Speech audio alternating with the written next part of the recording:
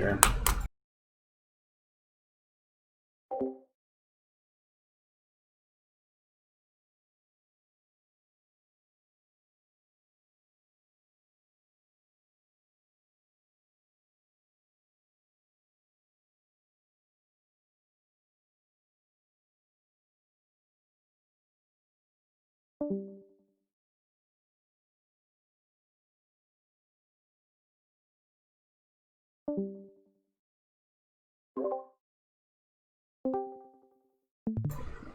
Okay, so I'm going through some folders right now, but this guy right here is the main tool you're going to be using this evening. I'll get into this guy in a little bit.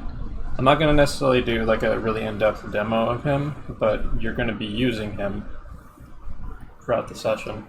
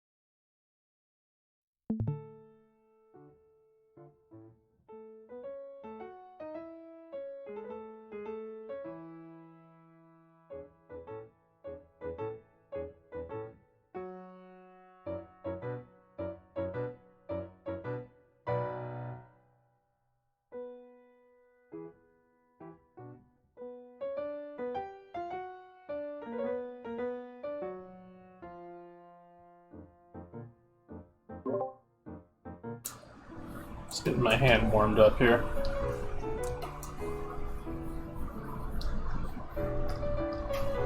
I was drawing along to the warm-ups earlier in the gesture drawing app.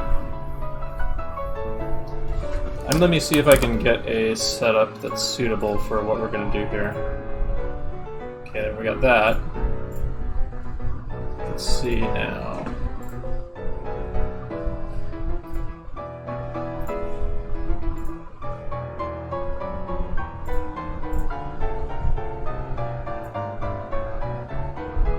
This, maybe. Put that over here.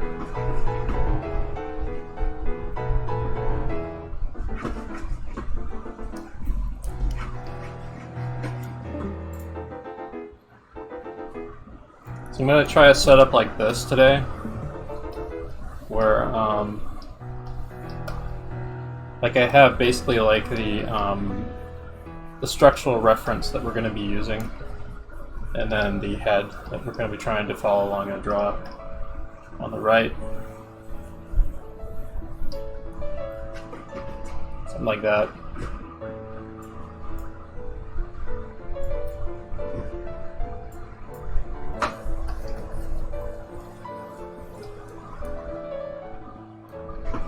So feel free to warm up on this. I'm just gonna loosen up on these 5-minute poses and stuff. Oh, we're going to be drawing these again during the class and so on. I'm just trying to loosen up my hand a bit.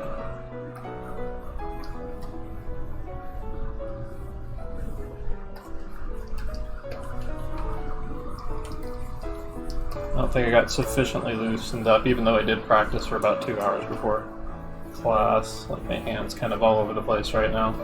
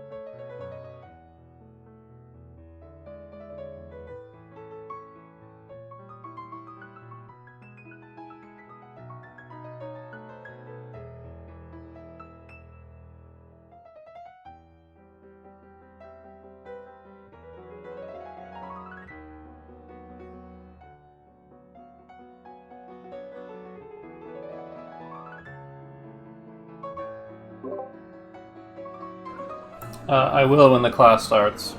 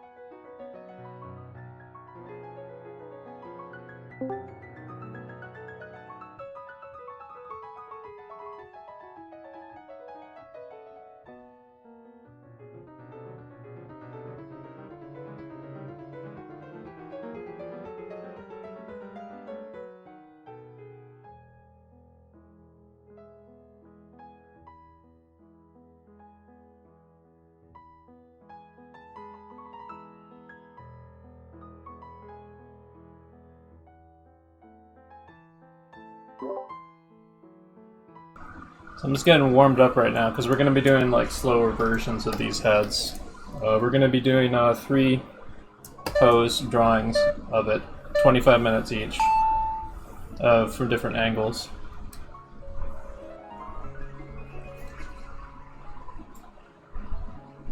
And then we're going to be doing a bunch of timed quick sketch of like 5s and 7s and stuff. It'll be slower. We might throw some 2s in there too, but it's going to be slower quick sketch when we get to those. I might even see if I can fit in like a 25-minute drawing of a realistic human head at the end.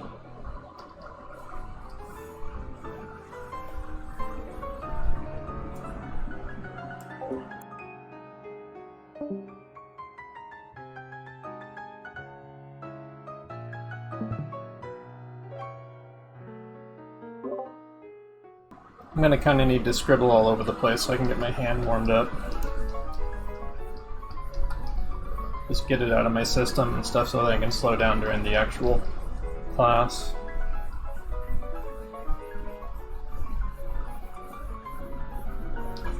Which is in 10 minutes.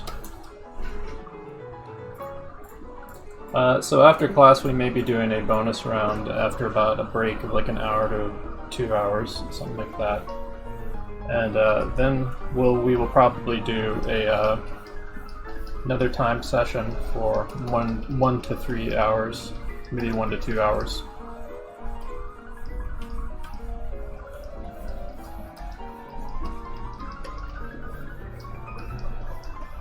That'll be much later in the evening. I'm on weird sleep cycle hours right now, so instead of staying awake and doing nothing, I'm gonna probably try to fit in some workshop time during the time that I'm awake until my sleep cycle normalizes again.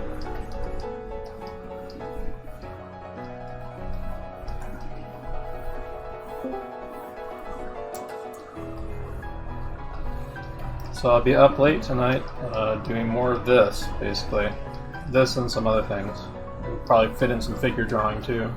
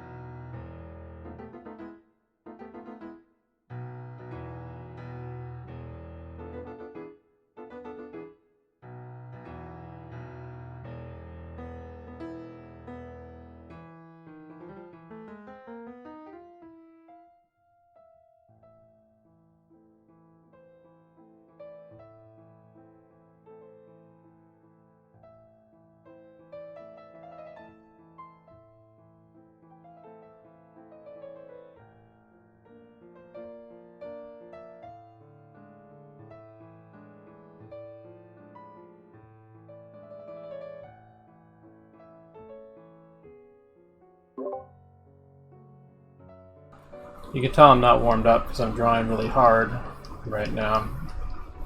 Like, I kind of need to get the blood pumping for at least like an hour or two before I start getting better results with my drawing.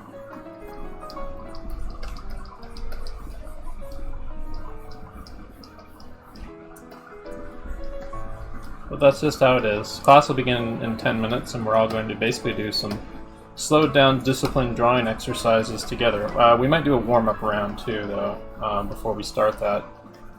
So I might have us warm up on some 2s, 3s, or 5s or something before we get into these long head poses. Now that I'm just like throwing up some invented heads while like there's on-screen reference here. You can draw to the reference that's on screen if you like.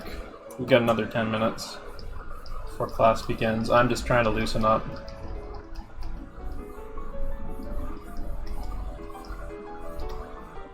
Get my muscle memory going again about what we learned, what we were studying last week versus this week. So it'll be 3 25-minute poses of the simple Asaro head, which is that Sketchfab model thing on the left. And then we'll be going through a bunch of realistic heads from classical painting and photographs, and maybe some other things, and trying to apply the simple Asaro head to them.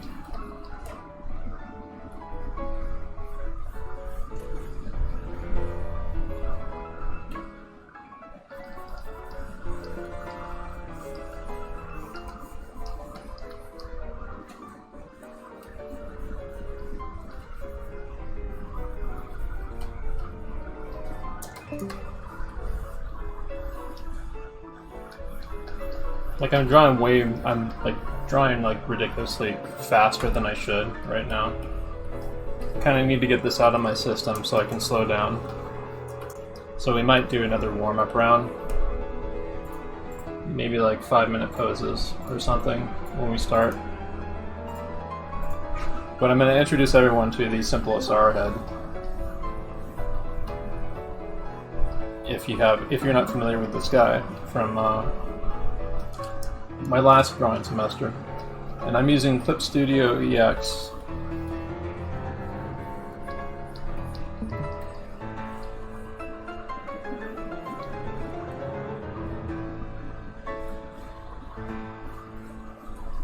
I'm going to eventually get back into Photoshop because I have an Adobe Creative Cloud subscription and a bunch of tutorials I bought a while back that I want to use.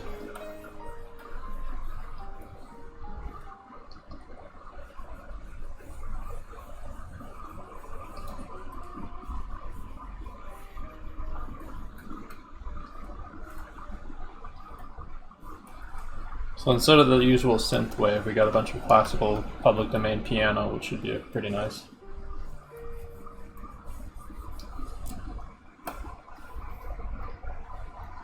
It's probably not going to be too oppressively distracting.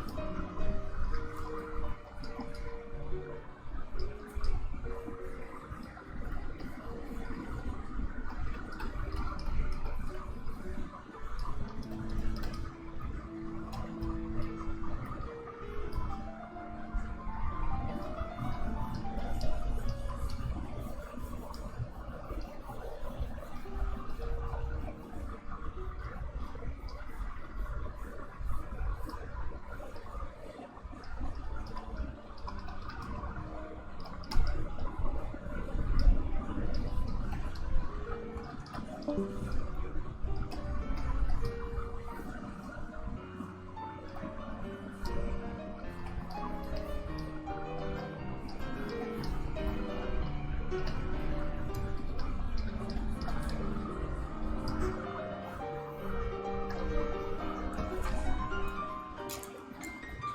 we have about 4 minutes till class begins. I'm probably not going to restart the stream.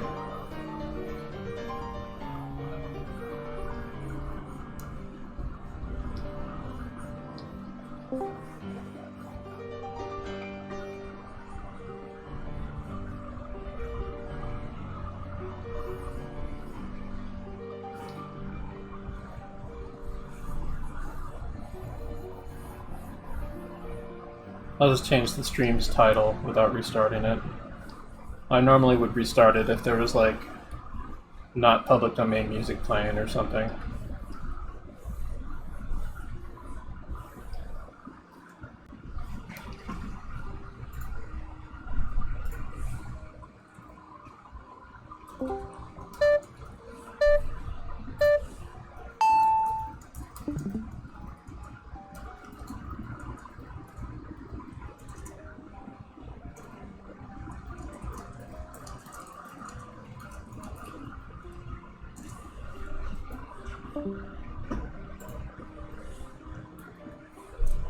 Alright, we're almost ready to get officially started for class.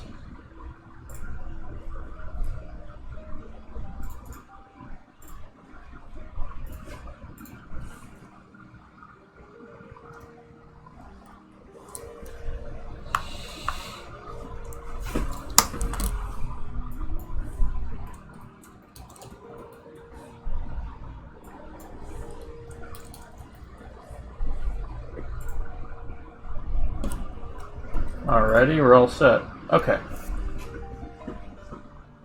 Alright, folks. So, let me turn down the piano music real quick. So, welcome to week 3 of our head drawing class series. Last week we covered skulls. This week we're doing a simple planar form called the simple Asaro head, which is this guy right here, which I will link to in chat. There, you can actually buy a physical version of this guy for like 65 bucks, which I will eventually do myself. I'm trying to actually get a hold of the complex Asaro head, which we're going to be covering in a couple more weeks. I think next week we're doing Reilly method heads, and then the week after I think we're doing complex Asaro head. So I actually can budget to get the complex Asaro head, but I've got some other priorities I've got to consider. It probably wouldn't arrive in time for me to practice or utilize for next semester, so we'll hold off on that guy. When I do get him, we're going to use him extensively. But let's see here. So this guy, here I'll link him also in the main classroom chat and Discord. But just for reference, the complex Asaro head is this guy right here. And I actually have enough money, thanks to donations, saved up right now to get this guy. But I have some other priorities I'm kind of weighing right now before I spring to get him. So I'm going to weigh those first and maybe get a little bit more headroom in donations before I order out for him, but he's definitely going to be coming in the near future. I think this one is not a perfect Asaro head because it's used. One of the drawbacks of using these 3D Asaro heads is they don't have the same curves. I don't think some of them may actually, but this is my collection of useful head drawing models that I've found. Let's see here. Does this one have the curves that I'm looking for? I think so. This one does, but it's a little hard to see. We'll probably wind up using this guy for like the future classes. But this session will be all about this dude right here.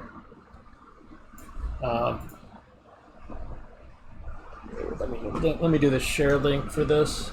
I think this is the share link.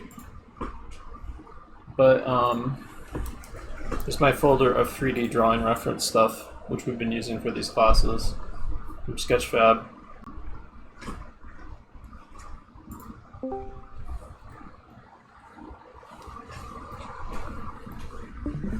So let's see here. So what we're going to be doing, like I think we're probably going to do some like warm-ups real quick, maybe like 5-minute poses of just kind of sketching this guy out. I'll show how to use him a little bit. On the right here is a gesture drawing app I have where I'm going to be running like photographs and art reference of head portraits and head photography, among other things. These are by a classical, classical portrait painter, royal portrait painter named Hans Holbein. There's like amazing sense of like humanity to the faces that I really love. So the other stuff we're going to be using is, let's see here, heads, Hollywood heads. So there's a lot of Hollywood characters and Hollywood glamour shots and stuff in this of different angles of heads and so on, which we will be using. Basically what we're going to be doing is I want you to have the simple Asaro head handy, this guy over here. Hang on one sec. I want you to have the simple Asaro head handy, and maybe like turn him in the direction, roughly, of where the model on screen is before you start drawing. Like here, we got a profile view that's like just peeking slightly, so we can see like the opposite brow and the front of the face, the front plane of the face and the forehead just a little bit. So just tilt him that way a bit. I may not pose him out every time, so I want you to have one of these handy for you to pose out on a separate monitor or something, if possible, while you're drawing. But if you can't, just do your best, and you can just glance at this guy to break down the forms.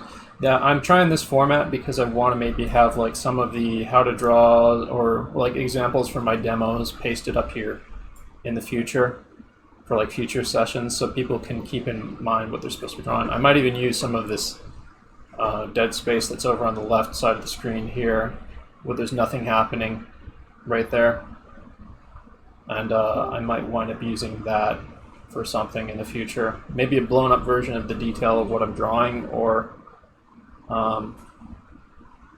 more like cycling reference or something to get people like more tuned into what we're trying to study. So what I'm going to do is I'm going to have us do a warm-up round. Actually, no, I'm not going to have us do the warm-up round. I'm going to have us go straight into drawing a profile view, since we're already set up here with this guy. I'm going to have us draw a 25-minute profile view of the Asaro head. So please ignore that little pause thing there. But we're going to start with this. So give me a second. I have a cheat sheet I'm going to use that also helps me break down the forms of the Asaro head. The simple Asaro head that I'm going to have alongside what I'm doing. So give me a second. I'm going to set that up real quick for myself.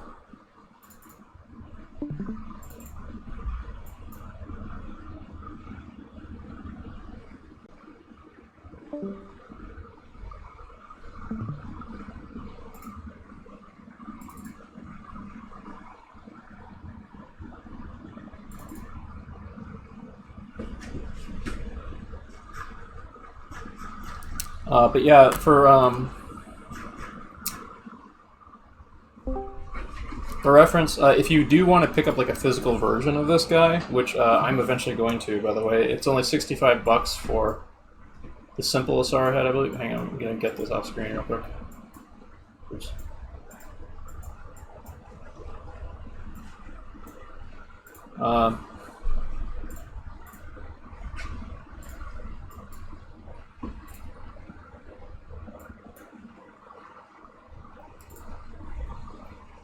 But let's see here. Planesofthehead.com is the name of the site you go to for this stuff.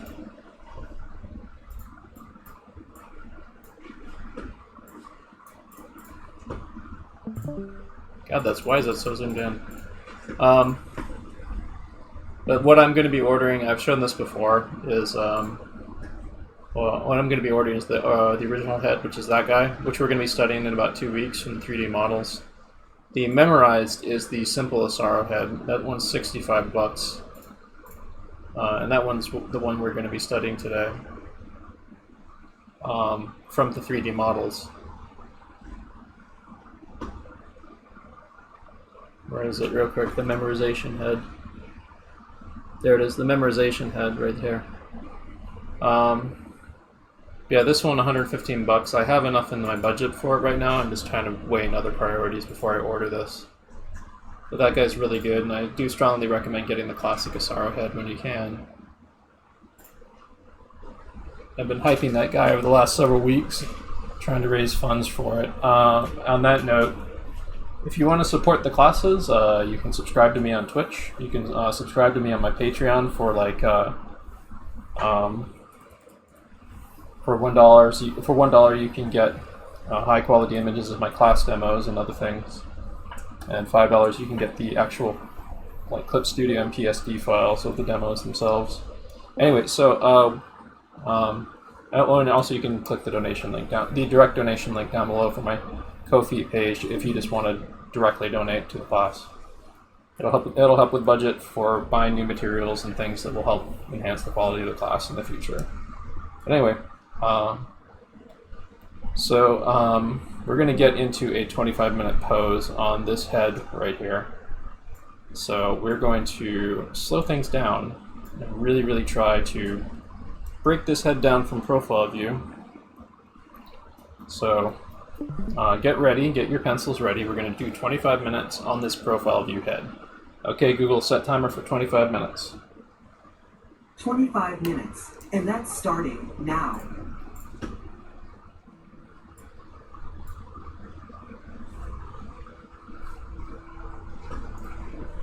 So I got some piano music playing in the background. Let me know if it gets a little loud or if it's distracting from my voice or whatever.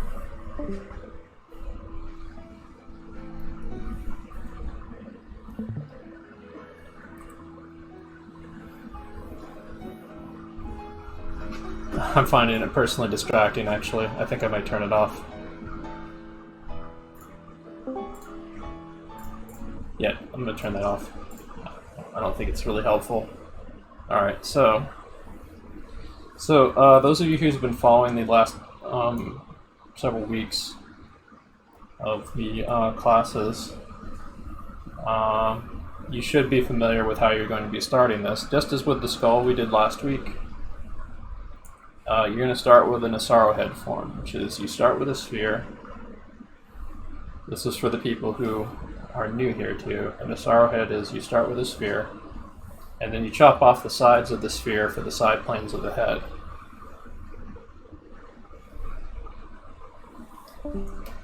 Not always though. Like last week on the skull, we didn't chop off of them so much as divot into them a bit, or build off of them.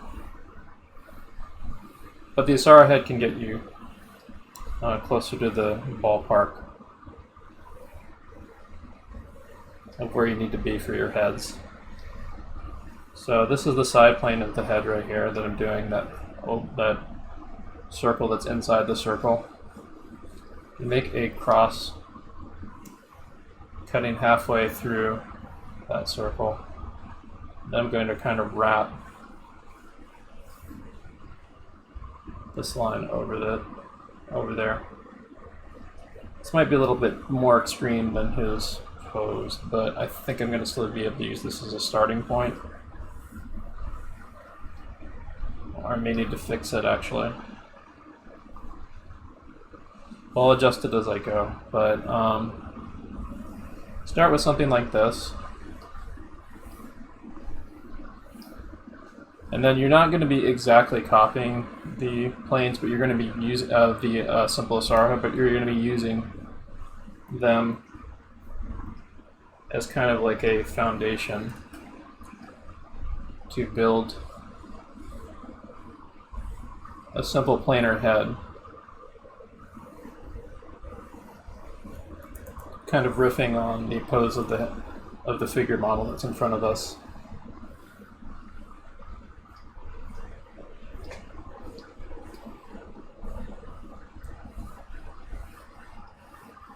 So I'm kind of getting like the general shape of the head here.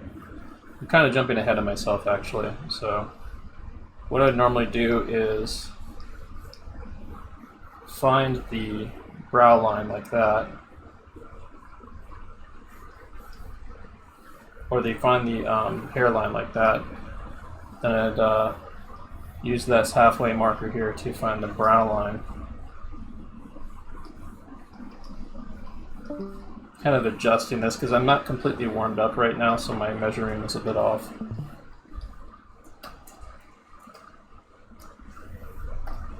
So this is going to be definitely the weakest of the Asara heads I'm going to be doing in demo today as I get more warmed up.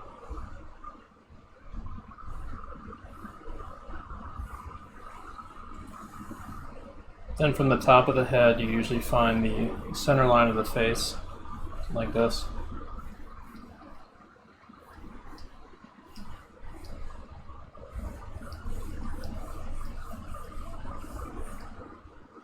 Drop it down, and there's a little bit of the front of the face exposed, so I'm going to make this little kind of angle there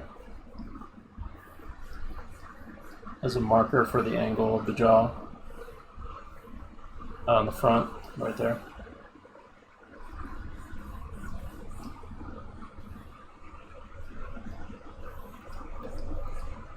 I'm going to kind of use maybe the back of the head here to kind of get the sweep of the jaw in a bit. And sort of guesstimate about and adjust where the bottom of the jaw is. Use the side plane of the head again to kind of find the corner of the chin a little bit.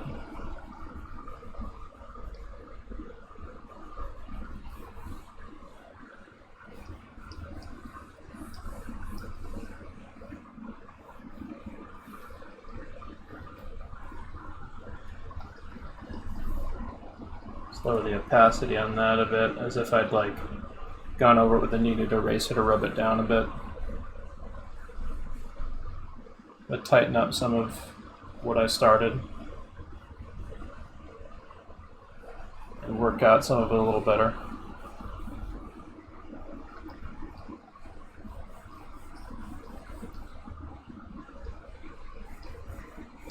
So I'm kind of using the measurement of the hairline here to the brow here,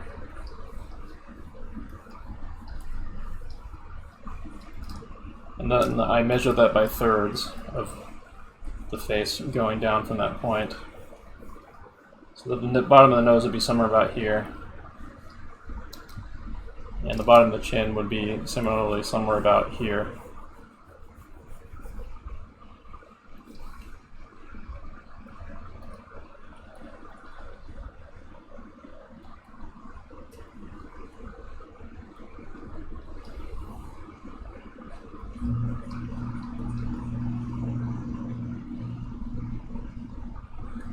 So use the Sketchfab model yourself and look up at the photo reference also. Use the Sketchfab model yourself in your own browser window.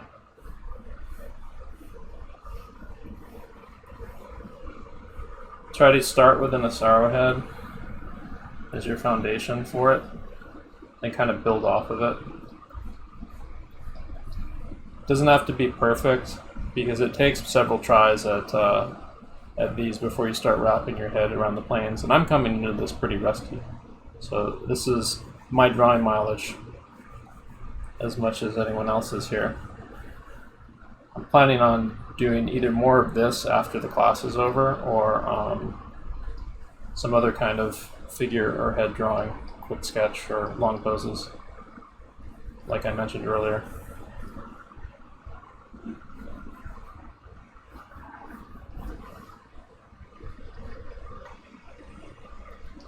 So if you notice, the simplest arrowhead has like kind of this kind of thing going on with the jaw. The corner of the jaw sticks out a bit like that. Kind of as a sweep. It has a really kind of sweeping sort of feel to it too, I think. I like this. So the ear is kind of at a off angle.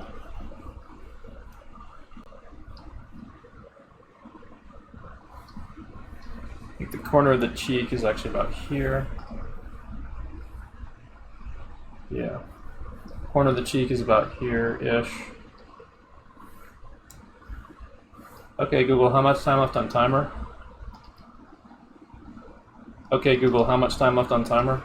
There's 16 minutes and 32 seconds Cool. to go. Then I got plenty of time to go back through and fix errors. I might lower the opacity on this and then try to go back and spot and fix errors on this.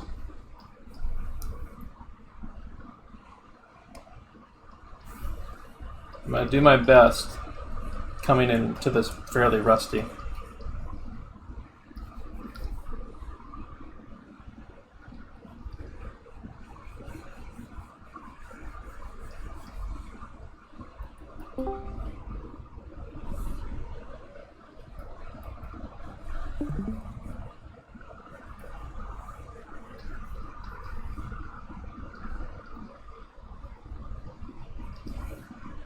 It's going to take some false starts this class session for this to click with me. But I'm starting to feel the muscle memory coming back because I've drawn this guy before.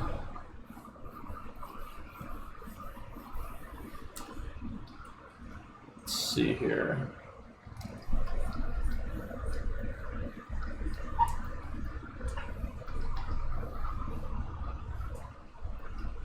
Ears about here-ish.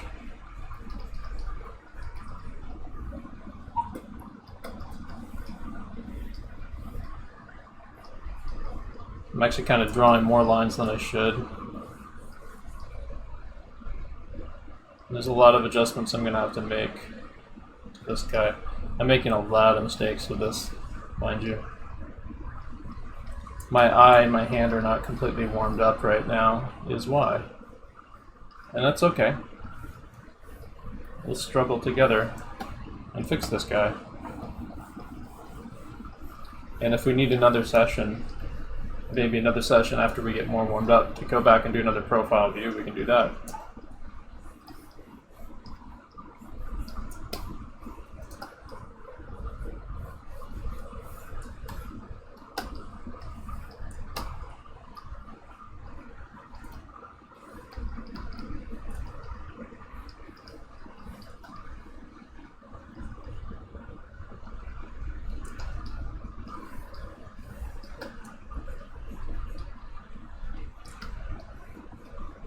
Yeah, the point of using tools like these is to ground you and to help wrap your head around very complex ideas.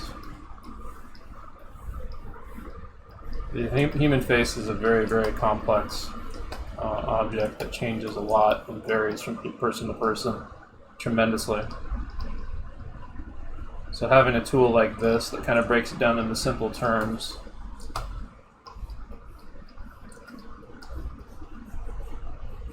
is really helpful.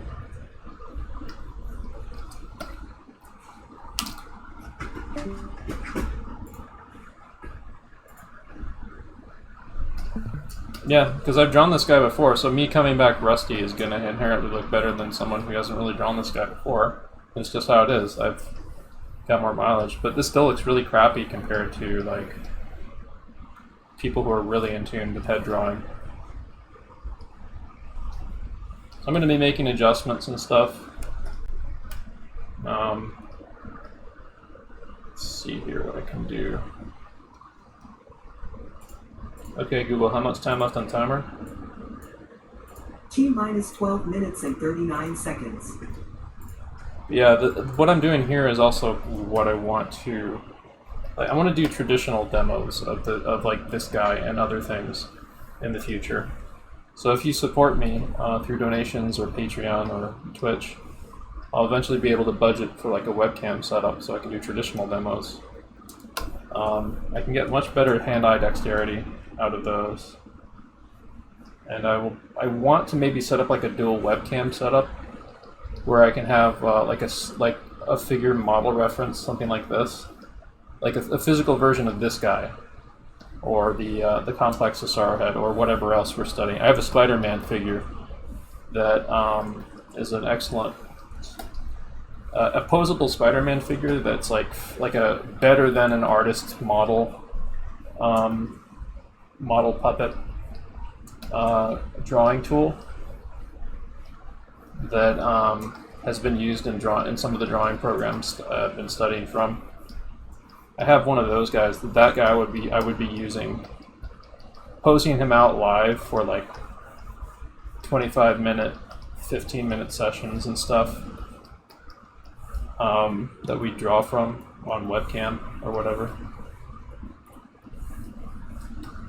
That and like Asaro head, like I'd set up an Asaro head with lighting on a tripod on a webcam, and then do like a traditional charcoal demo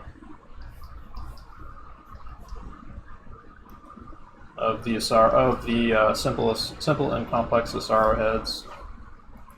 There's anatomical figures I'm interested in getting that are really fucking detailed and cool. Planar figures. Cast drawing would be very interesting to do here if I can start getting a collection of casts in the future.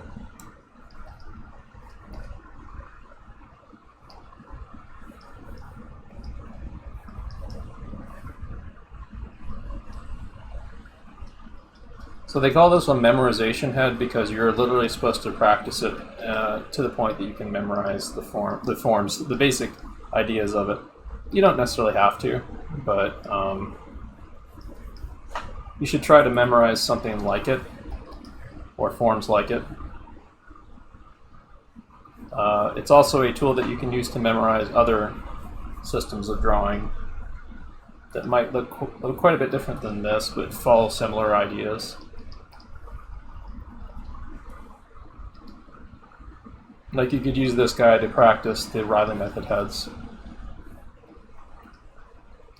which I think we're going to be doing. We're going to be doing Reilly method heads next week.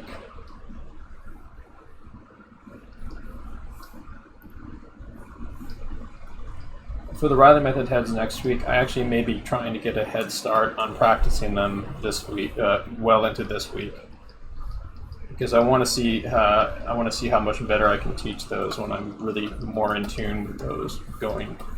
Because I actually didn't really practice this week on the simple Asaro head, because I'm fairly confident with being able to draw it live. Like even this kind of me coming in rusty demo still is reasonable. But Reilly method is something that I really want to memorize more myself and clock in more mileage in. So we'll probably be doing a lot of Reilly method practice throughout the week. This week. Of both figure and Reilly method heads, because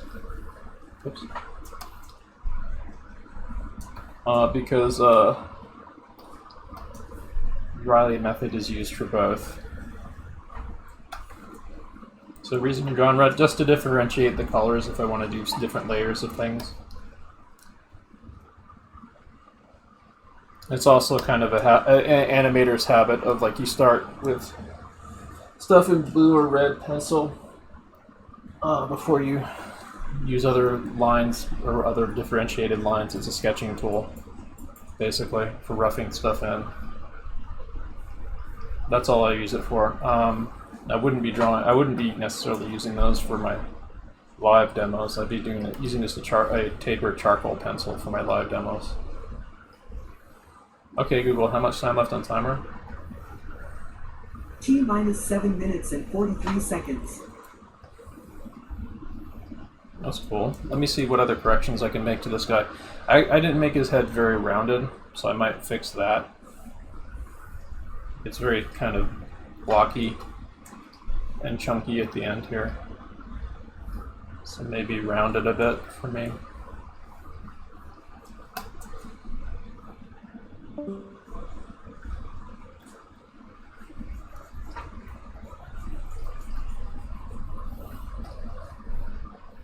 But I don't really need to.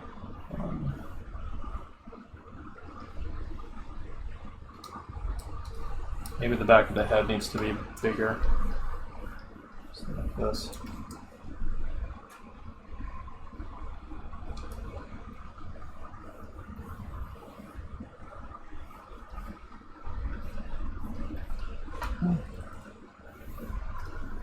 Let's see what's going on here. It's a little bit more like it, I guess.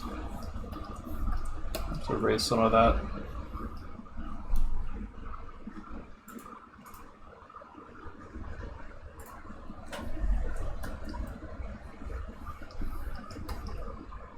Get a little slippy sloppy here.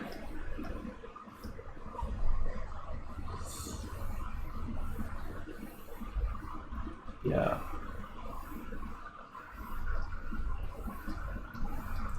So I'll probably have us do some quick sketch, but it'll be like 5 minutes or something. The thing about this guy, as with most of the tools, I want people to have fun playing with it. So like last week we did skulls. I think if I recall the way I taught that last week, I wanted people to kind of play with inventing skulls and stuff.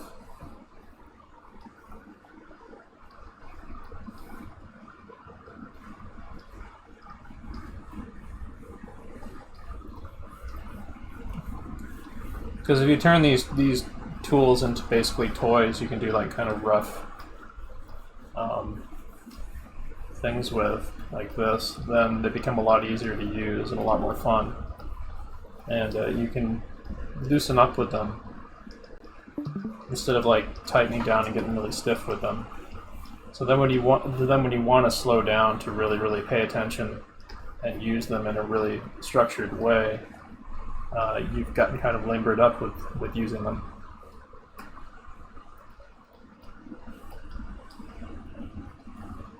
There's a quick invented skull based on the stuff we were studying last week.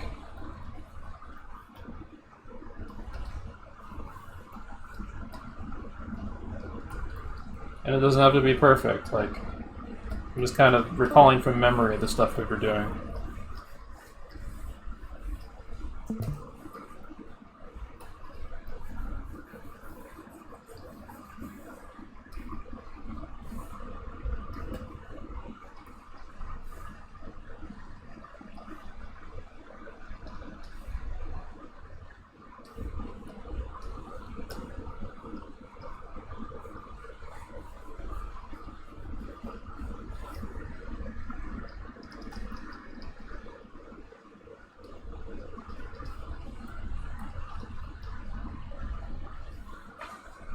This is just a skull sketch, but I'm doing this to like show an example of like you can do what I'm doing kind of here with this guy that we're practicing this week,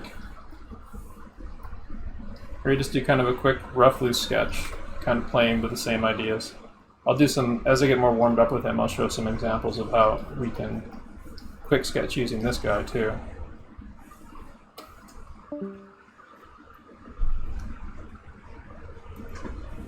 Okay, Google, how much time left on timer? T minus 3 minutes and 20 seconds. Cool.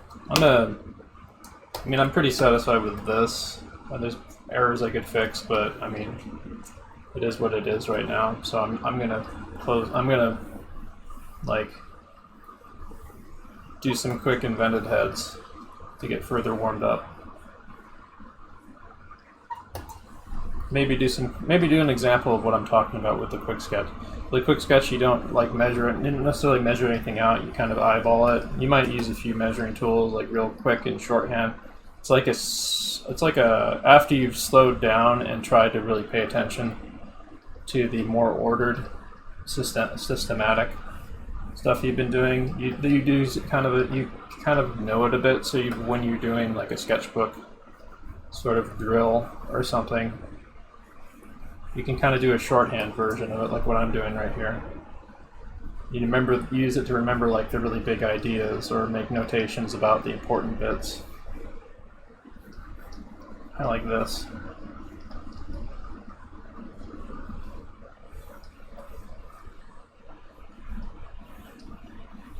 That's not going to be perfect. Shouldn't be. It's a sketch, after all.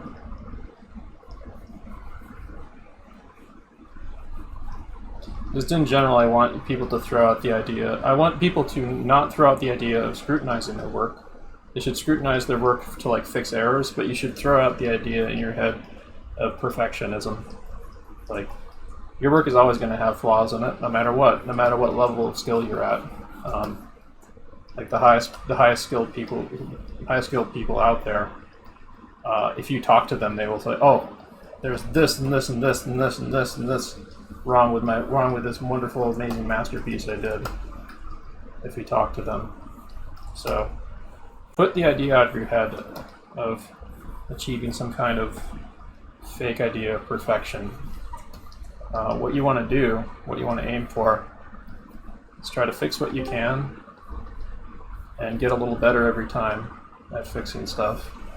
And if you do make an error, make a note of it and try to fix it again. Either go back and fix it or make a note of it to try to avoid that error or address that error that you keep making in the future.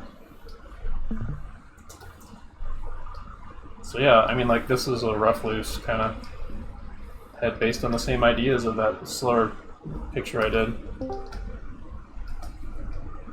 You can like kind of do this a bit. Maybe pull back, force myself to draw smaller, like it's like a ballpoint pen sketch in a sketchbook.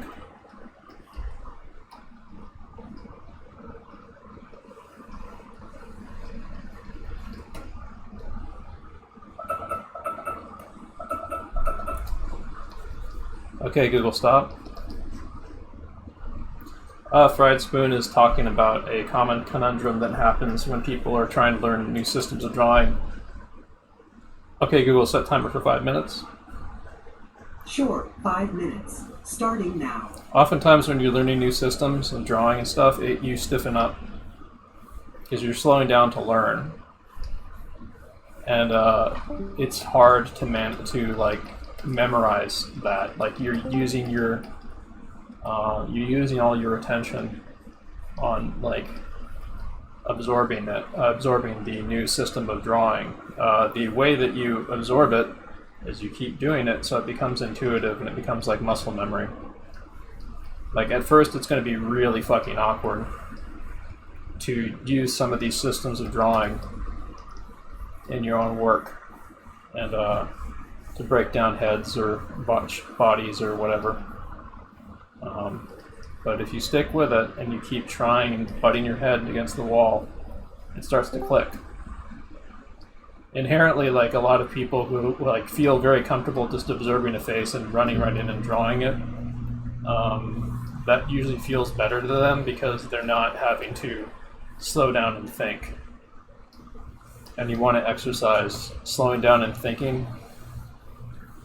And then like you want to have periods where you give yourself freedom to kind of play with the thing that you're learning, which is what I'm talking about here. Like you have periods where you slow down and do something a little bit more like this, hopefully better than the one I did here. And then periods where you do like the same idea, but you do like a quick version of it, where you're just kind of playing with it. You might even throw some features in there.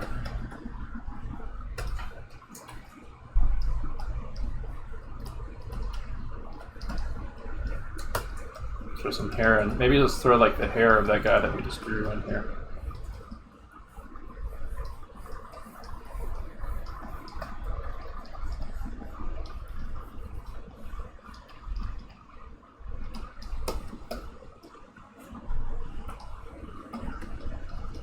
Yeah. I mean, in order to improve, you got to do stuff you're not necessarily comfortable with doing. Just got to repeat doing it until you start to get comfortable with it. Like you should make these tools into your friends over time. It's going to be tough at first. Like some of it is very boring and dry. You just repeat it, and you also balance it out with fun and messing with it and stuff. It can actually be fun and satisfying to like just bust out a page full of Asaro heads or a page full of like Loomis heads or something, or see how you can like adapt them into superhero heads or something, or monster faces. We're going to be injecting a little bit of fun in here for the next for the stuff later. Now I'm going to give a little preview of that real quick. I have a artist that I really love named Basil Gogo. So we're going to be looking at some of his lovely portrait paintings of classic monsters, movie monsters.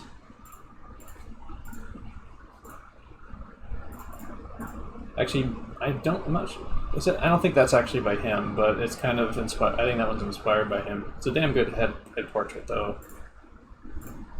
But we'll be going into these later today, like for maybe a quick sketch fun round or something.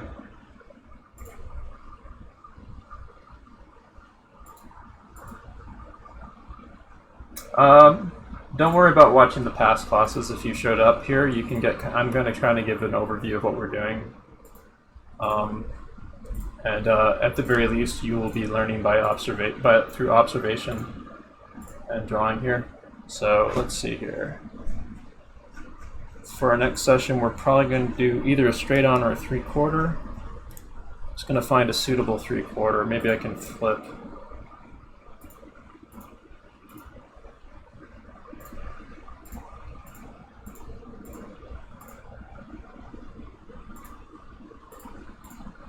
Let's see if I can find a suitable horizontal and 3/4 for what we're going to do.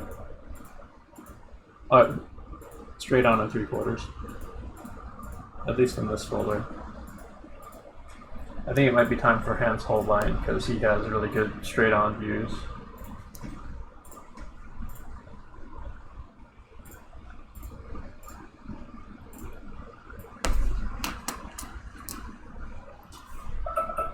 Okay, Google, stop.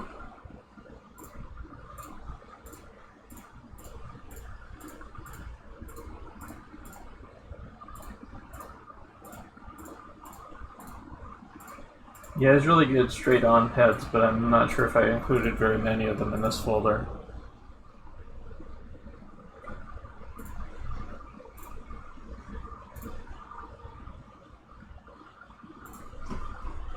Maybe there's some stuff in here to use.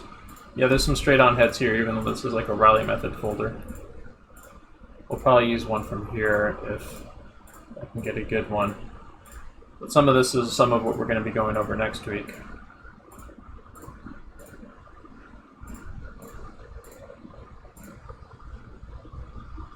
So, yeah, don't worry too much about the complex forms here on screen. You can just use this as a point of reference for the straight-on Asaro head. But that's a preview of what we're going to be doing next week, which is the Reilly method head.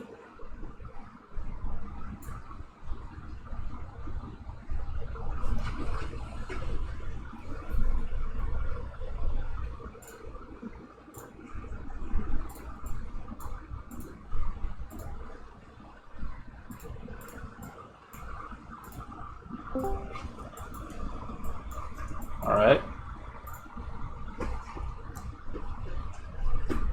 Okay, Google, set timer 25 minutes. 25 minutes, and that's starting now. Alright, get your pencils for drawing. Straight on face.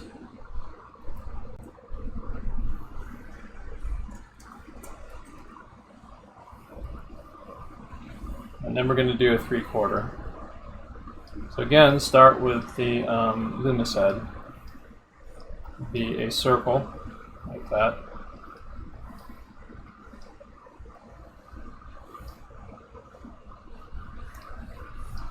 Then drop the center line down, like so.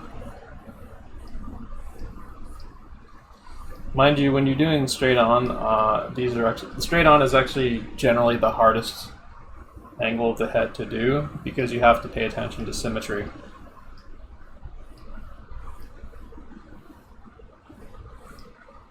It's like deceptively hard because you think like, oh, I can just kind of copy what's on one side. No, unless you're measuring stuff out and really eyeballing it, it's easy for you to kind of let the measurements of the face symmetrically get away from you, kind of.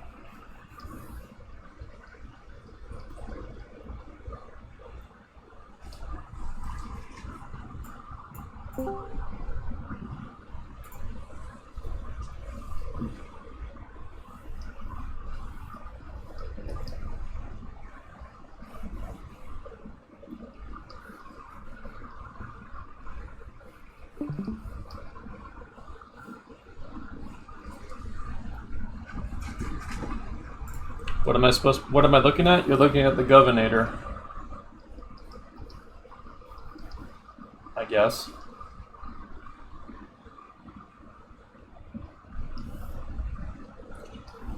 I like Arnold Schwarzenegger as a person, just not as a governor.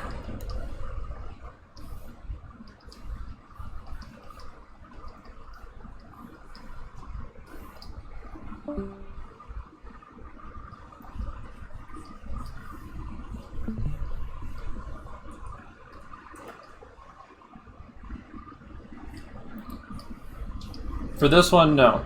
I'm using the similar guidelines to chopping off the sides for this, if you notice, for like the sides of the brow. But the basic idea of the Loomis head is like a tool that can be modified for different purposes. Like you don't always chop the sides off. You still use the basic idea of the sides being chopped off and keep that in mind. Like we saw last week how we kind of built off the forms of the skull. We kind of kept the side planes in mind, even though we didn't always chop off the sides. That's the point of tools like that. They're supposed to be flexible to tackle different problems, basically.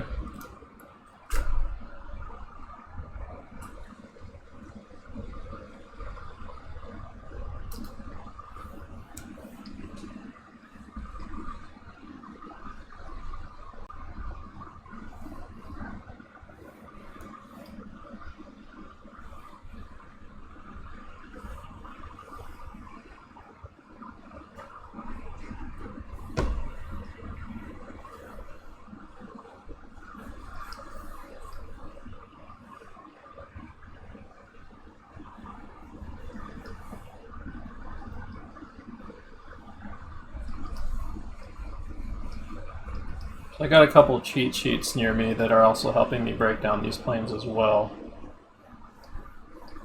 I can't share them because they are ones that I paid for years ago that I have in PDF form.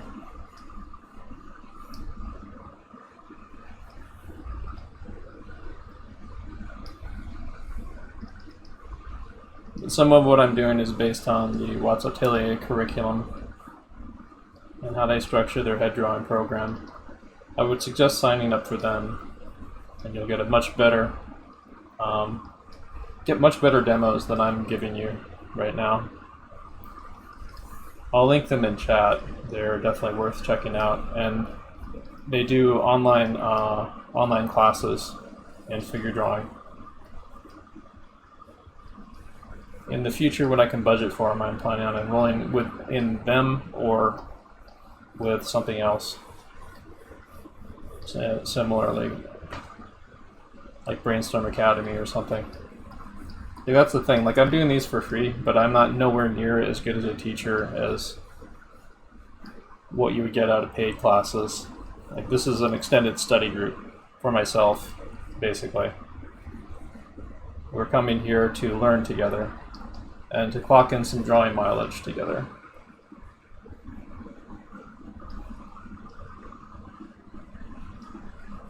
Like I normally would be really lazy and not keep up practicing something like this. I'm ashamed to say. That's why I started teaching these classes, so it forces me to regularly practice stuff like this. As you start learning stuff and maybe start taking classes so you get a better idea from more experienced instructors of these concepts that I'm hoping a lot of you are starting to wrap your heads around on, I would recommend doing what I'm doing with your friends. Like, start leading study groups like this. And if you want to run a workshop yourself, you're welcome to. Through our Discord. Anyone can run like a time figure drawing pose workshop. I'll show you the stuff that you need to do to set that up if you need it. But usually you can use stuff like the Draw This YouTube page or like the Quick Pose line of action time poses libraries, as long as you're using the clothed models, by the way, because can't show nude models through Discord or through Twitch. Okay, Google, how much time left on timer? Actually, we can just eyeball it on screen. You've got 17 minutes and 57 seconds to go. Alright, let's see here. How am I doing on the... Is the head a little... Yeah, the head's a little... The top of the head's a little top heavy. I think it's because I made the bottom jaw a little bit big. Let me fix that and see if there's like a proportional issue. Yeah, there is. There it is. Fix that. It's a little better, but I may need to build off the top of the head a bit.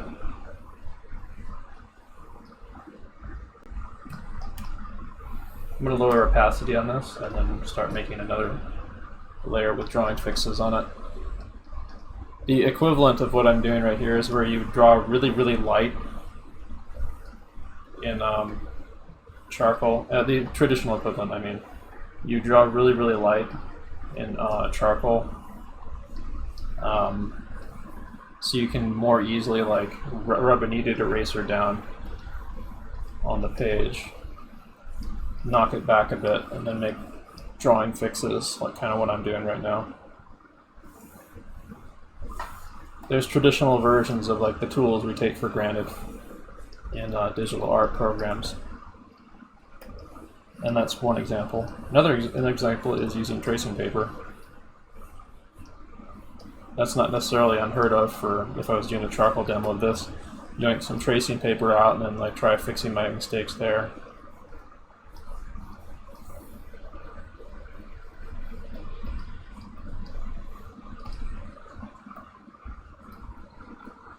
You should absolutely practice the head on your own time. This is your introduction to it. I'm not expecting anyone to get an A grade on like doing this guy. I want people to get exposed to it if they've never tried drawing this thing before. This little tool, your homework this week is going to be utilizing it and trying to draw it again and again, and then have some fun with it once you start to wrap your head around it.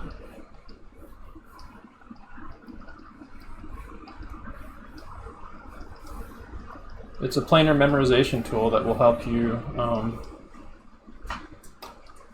keep in mind some of the basic forms of the face.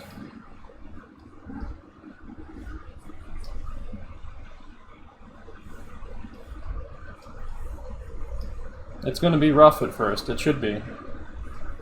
Don't be ashamed of making bad drawings out of this guy. Lord knows I'm making bad drawings right now. This is a tool that you use the same way that you would do, like, you would use for like bicep curls if you were an athlete or something.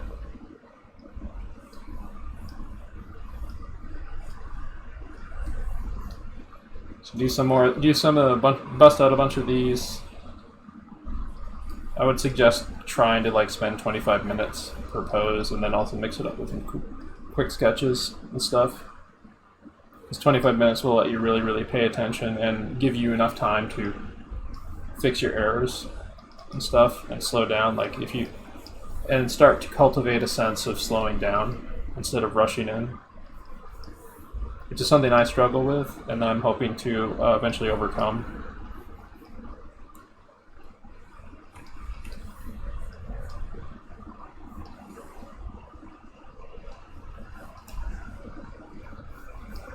Alright, let's see, how's this looking? A little better, a little better. I think the chin can be brought up a bit though.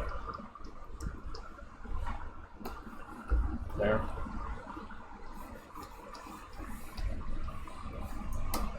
I'm kind of measuring the halfway of the top and the top and the bottom of the face a bit, to sort of gauge how top heavy or bottom heavy the jaw versus the top of the head is. I may need to build out just a little bit more of the head there.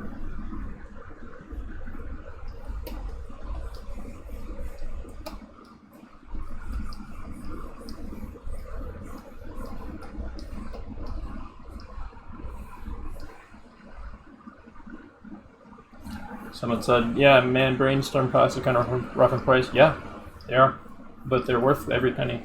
From what the quality of the instructors that I've seen there, I can definitely vouch for.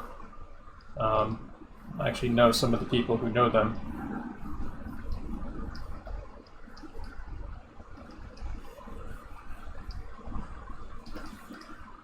Brainstorm Academy is great. Watts Atelier, which is the people who originally taught me.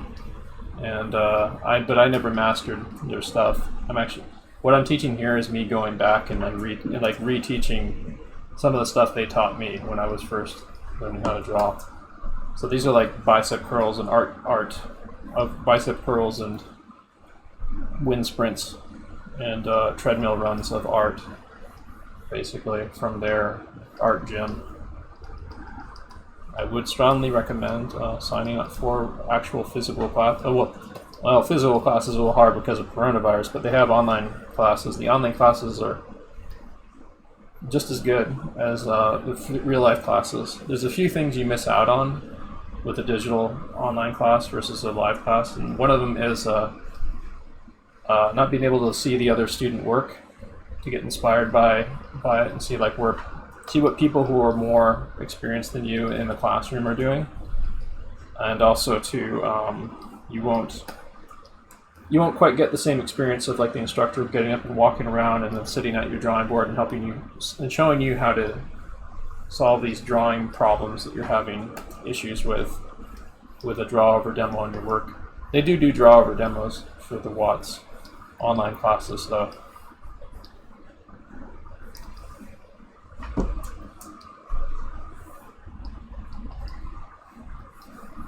But I would strongly recommend enrolling with them. Try taking at least one class from them in the future if you can, and their classes tend to be pretty affordable too, even compared to Brainstorm Academy.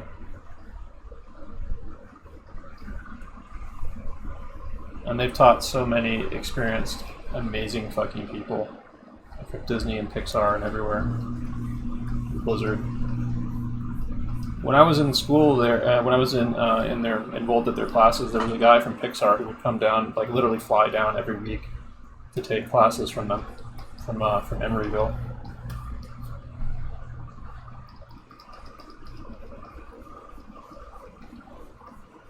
I was kind of an idiot back then, so I didn't really, and I was too shy to really say anything to him, though, so.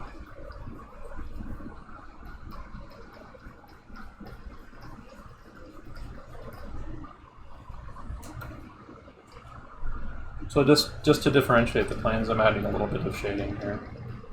Just some lines.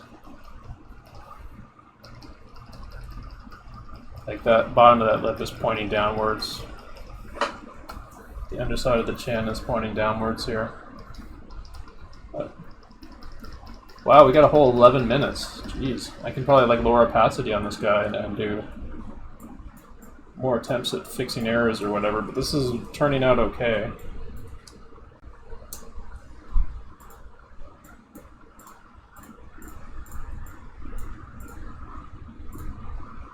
Either I'm doing these too quickly, I probably am, or I'm just improving at doing these.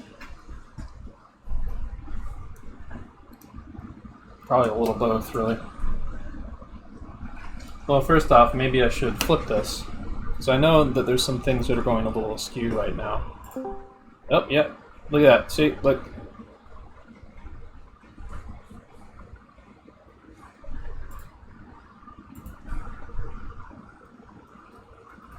Warp, warp, warp, warp, warp, warp, warp. Let's see if we can fix that.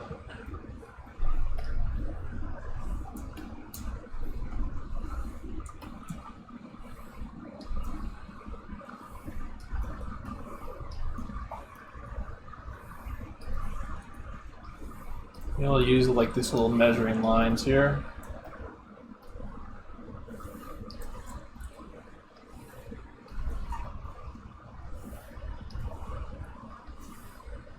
I mean, it's okay that it's not perfect. It mostly works, but there is issues with it, you know. So I'm gonna maybe see if I can fix those. So I've got 11 minutes.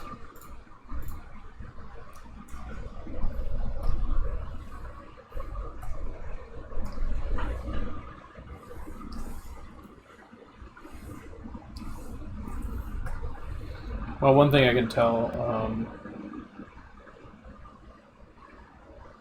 because of the angle that I'm sitting at the drawing tablet, it looked, maybe it's closer than I thought. There might be just like some adjustment of the ear over here that needs to happen.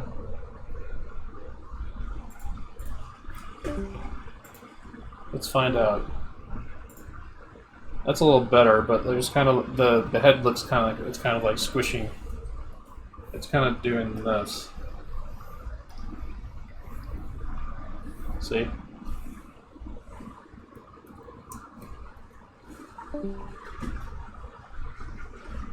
So this is what I'm talking about, like how easy it is for things to go wrong, and how drawing these from the front can be really challenging. I think it's pretty okay, but let's see if we can fix some of the problems with it.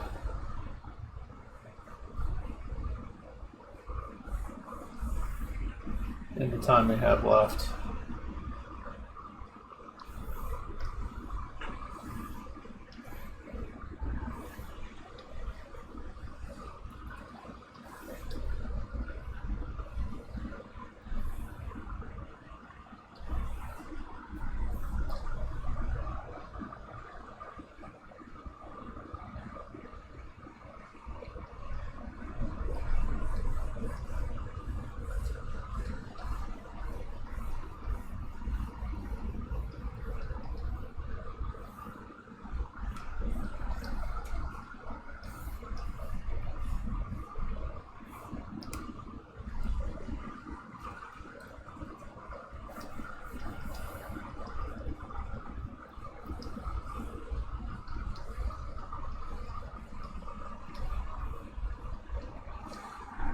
That might help it a bit.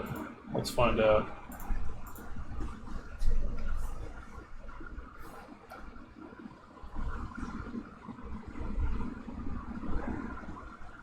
Still kind of a bulged, leaning look to it going on here.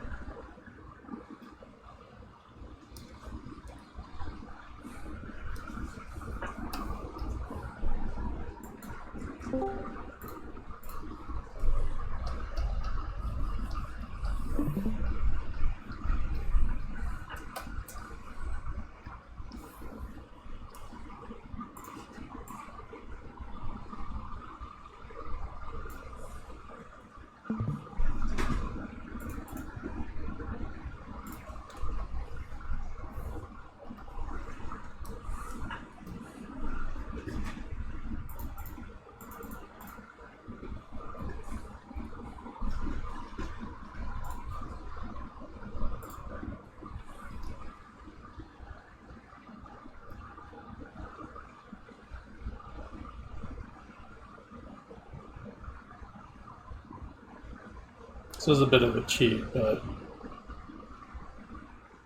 this will kind of help me gauge what's going wrong here.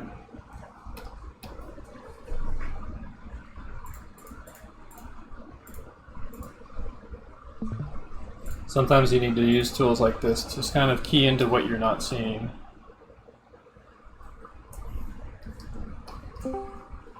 A mirror is really handy for that. or tracing paper, where you fold it in half and flip it over.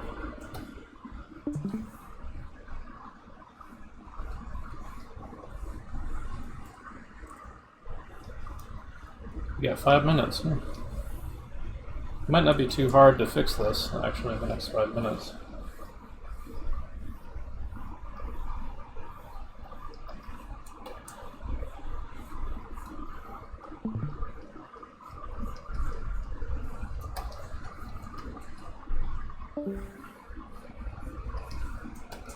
Because I think most of the interior is working okay. It's kind of the exterior that's getting this kind of weird floppy feel to it a bit.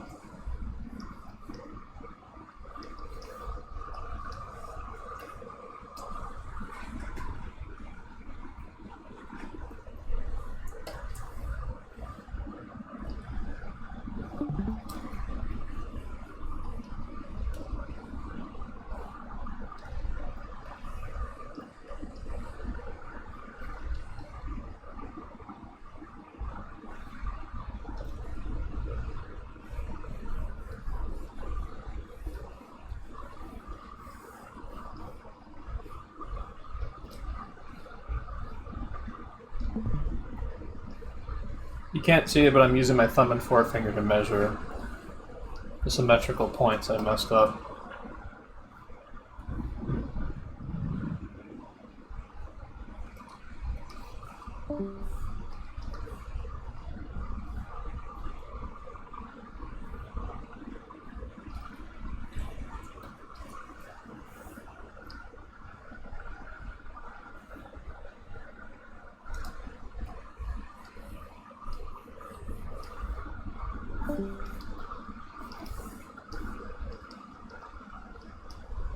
We got 3 minutes and 30 seconds. Goody. I'm looking forward to the next one. 3/4 is actually the easiest to do, relatively speaking. But we're saving that for last. It's kind of better to wrestle with this harder stuff first.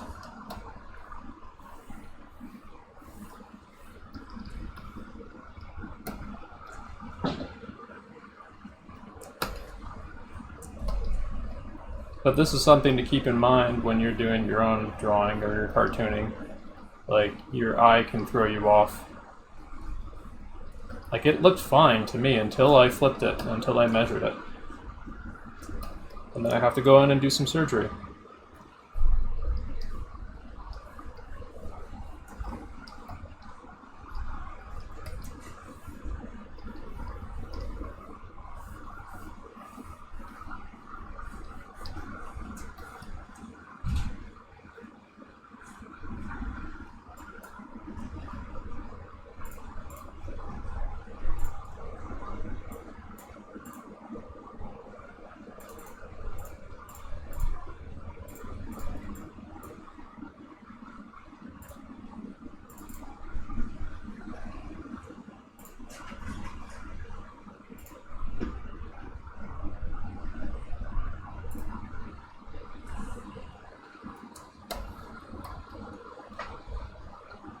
Yeah, there's still some imperfections going on, but it's better than it was.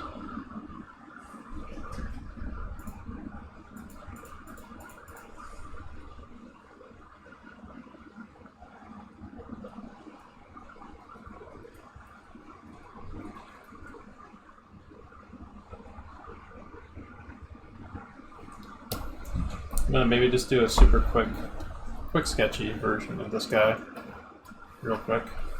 For in the last minute we have.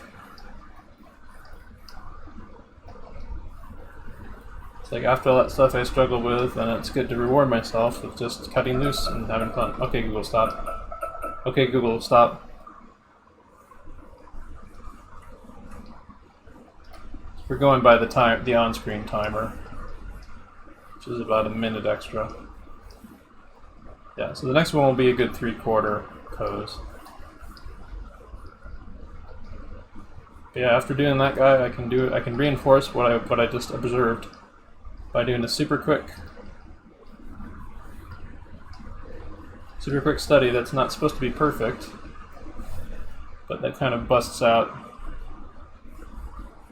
the same ideas.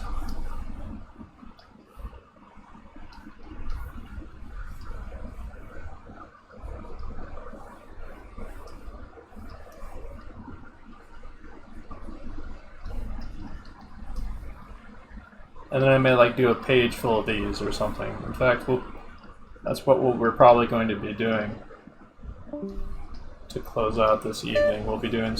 Okay, all right. Hang on one second. I'll just pause on that guy. We'll be closing out the evening, doing a bunch of quick, fun, loose versions of these or something.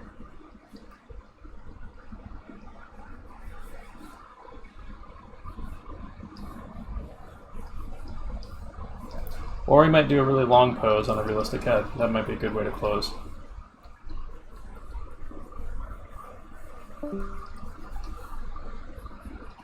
I'll kind of gauge what would be most valuable for us to do when we close out. I need to get some new nibs for this digital drawing pen. It's one of the things I'm juggling with priority in my budget right now. I think I should order those today, actually. Alright, so, anyway.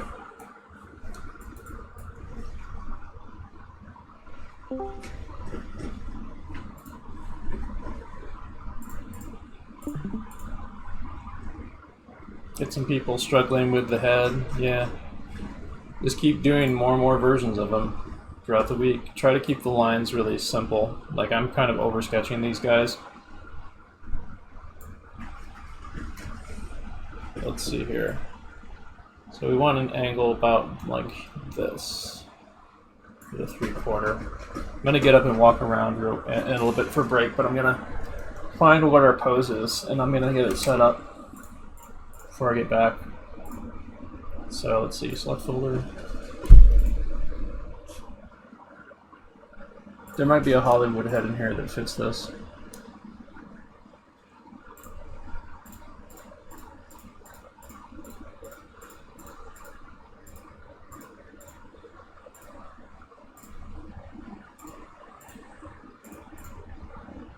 That might be pretty close.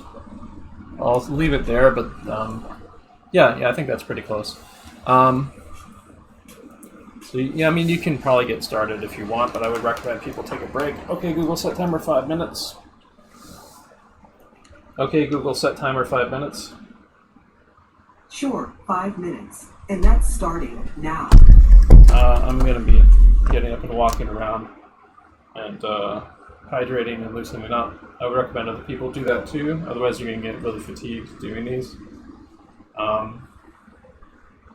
We're going to be at this for another 2 hours-ish, I would say.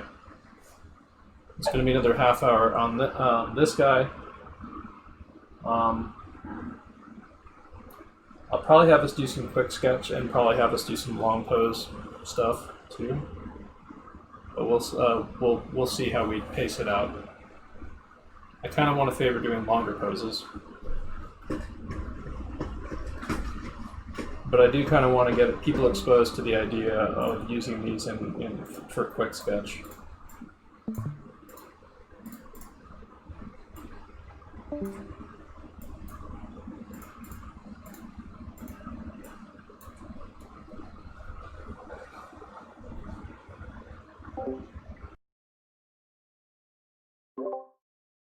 Why stretch? So you don't fatigue yourself. This is a very sedentary activity we're doing, and you need to get your blood flowing, or you're going to get fatigued and tired, and your blood isn't going to be pumping to your brain or to your hand.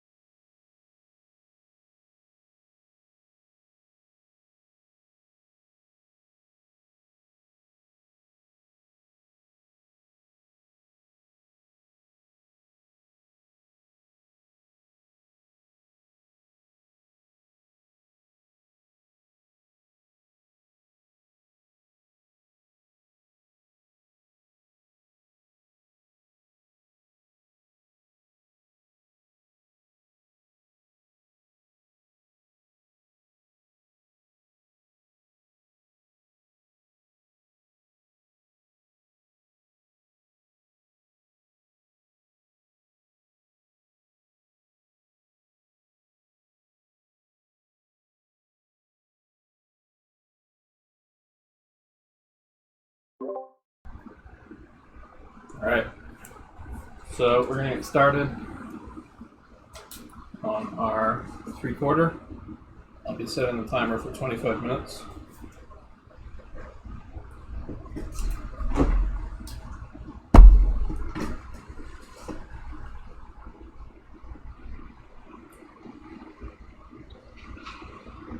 Just need to put down my water real quick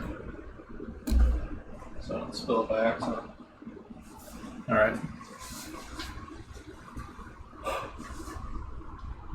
Okay, Google, set timer for 25 minutes. 25 minutes, and we're starting now. Alright.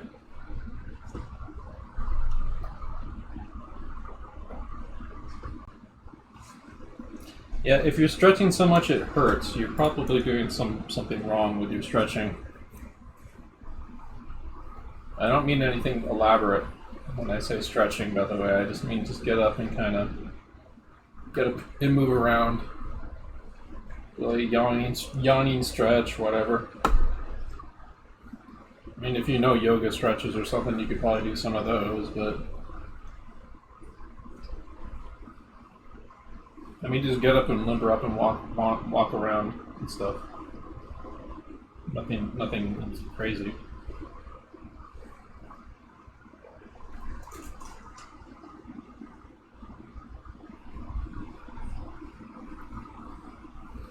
So same deal as last time. Start with a Loomis head. I'm going to try to slow down a little bit and pay attention this time more than I had been.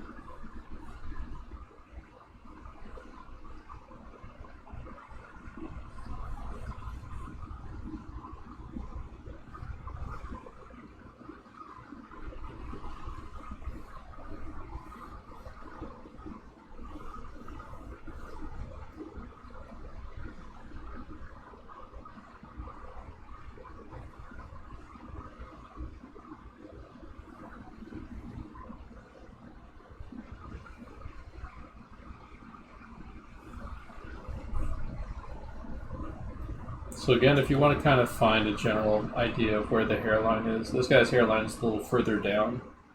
He's got kind of hair pulled down in front of his head a bit. And sometimes people's hairlines aren't where the physical hairline is, but like the hairline is the rough point where the head kind of turns, where the head angle kind of tilts back for the top plane of the head.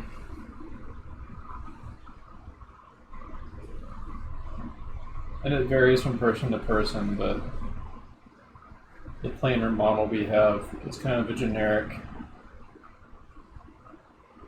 gauging point of where that happens.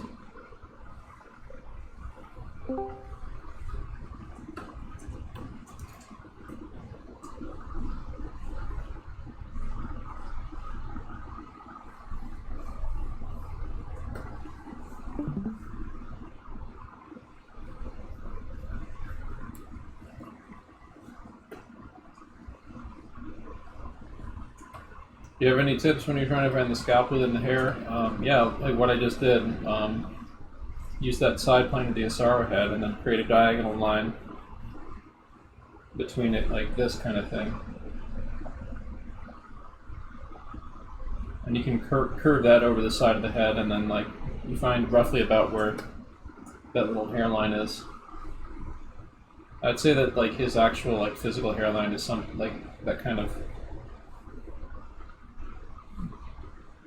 pompadour look that he's got right there is going to about there, from what I can see.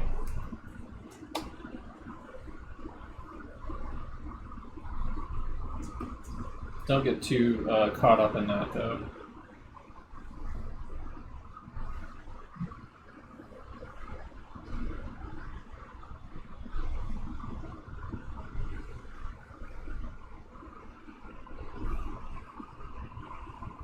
Yeah, I would recommend for the newcomers here, definitely go back and watch my other head drawing videos on my YouTube. Links down below. You should be fine just drawing along here. Just get yourself, because like getting exposed to this is something that is fine to get exposed to at any skill level. It's going to be kind of tough to wrap your head around, but it's good to get exposed to this thing.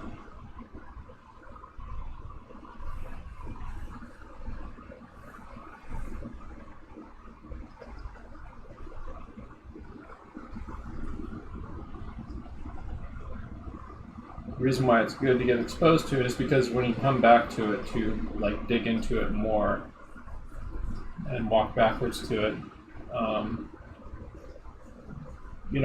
you're gonna kind of know a little bit of it and remember what you struggled with the last time you did it.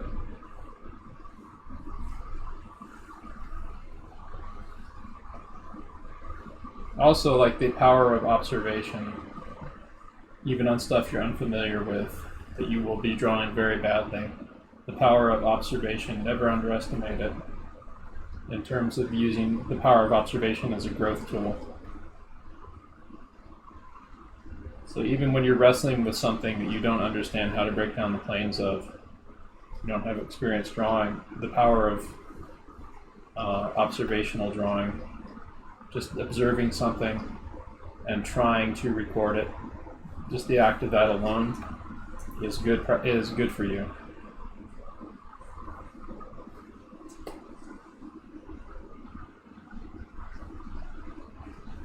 Of course, you as you start learning about systems of drawing that'll help you change the way you see, you want to start using those too.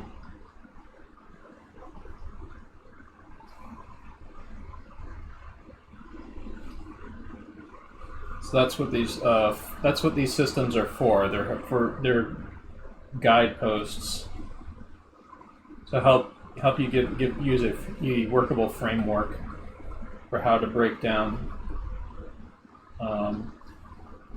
shapes of very complex things that you're trying to draw. In this case, a human head, which is an extremely complex object, but broken down into much simpler forms with this drawing tool we're using.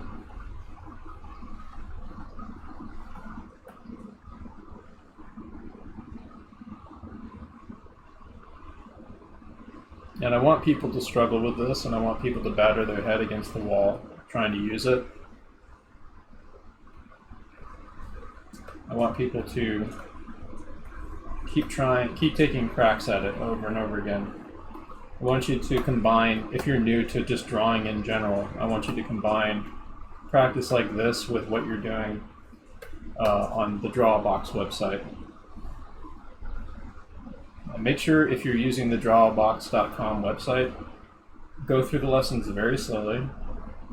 Read the text. Very important to read the text and pay close attention to the text on all the lessons on Drawbox, because otherwise you're not going to get the value out of those lessons. You won't understand why they're having you do the lessons that they're having you do, and you'll be drawing in a way that's going to burn you out and is not going to be productive for your learning if you don't read the text on the Drawbox website. The Drawbox website is handy for draftsmanship fundamentals that then can be used for stuff like this. They even tell you how you're supposed to properly hold a pencil. Like, tons of newcomers don't know that you're supposed to draw from your arm. You're not supposed to draw from your wrist or your elbow. You're supposed to give your arm whenever you draw. You're supposed to give your whole arm full freedom of movement. You're not supposed to prop up your elbow on anything, because that can damage your nerve and your nerve endings that wrap over your elbow. You're supposed to have your arm free with full range of movement, with nothing blocking or obstructing it.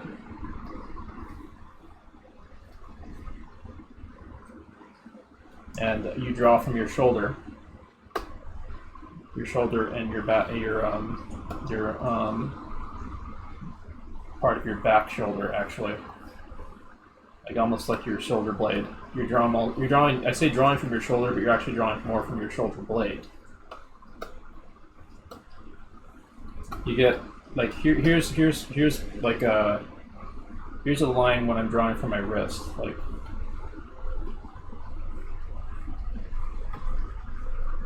That's me drawing from my wrist. Here's me drawing from my shoulder.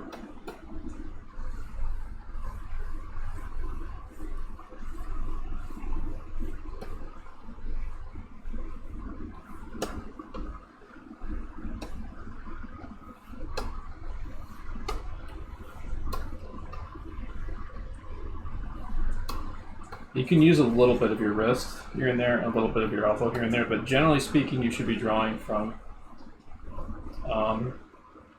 your elbow. Actually, not your elbow, your shoulder.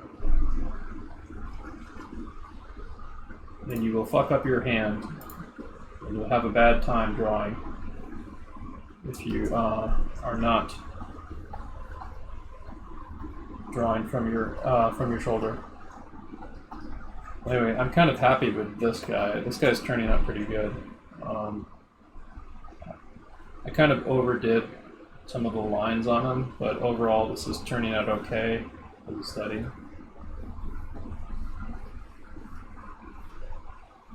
I might actually set a rule for myself. I have to, every line I do on this draw over, I have to use one continuous thought out stroke using my shoulder. I can even do spillover, and I can erase the ends of it. So, like this. This.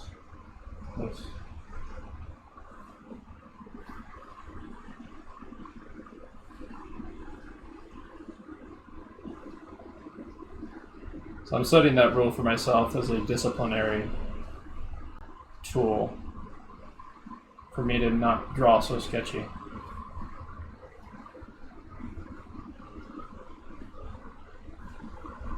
Let's lower the opacity even more on that. There we go.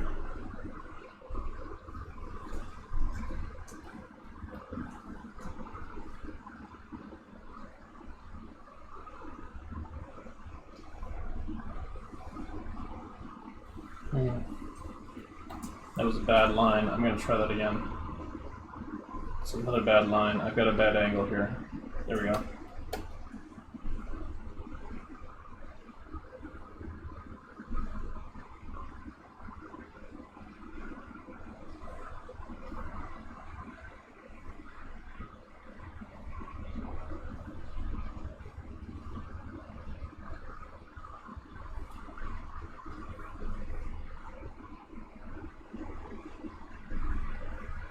So there's bits and pieces of the Reilly method head in this, which is what we're going to be covering next week.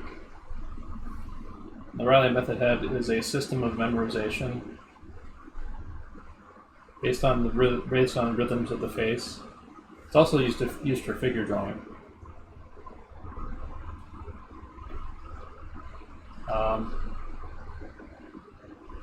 With the Reilly method, it looks complex at first, but it's like when you start digesting it, it becomes clear why you refer to it as rhythms or rhyming, because the way it works, it becomes relatively easy to memorize it, because the different shapes feed into each other and relate to each other for how the head is broken down with the Reilly method.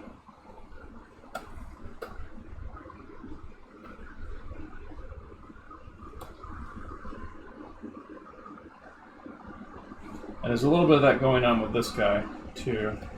There are some Reilly method rhythms that are in this SRO head, this simple SRO head. I can point out some of them in a bit. Just let me concentrate here.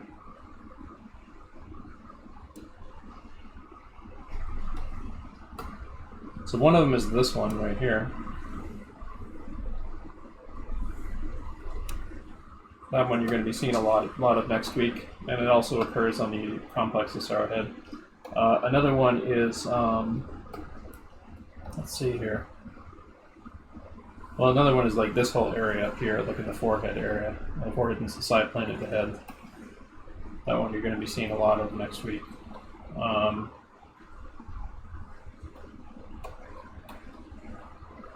There's a few landmarks that you're going to be seeing come up again during the Reilly method.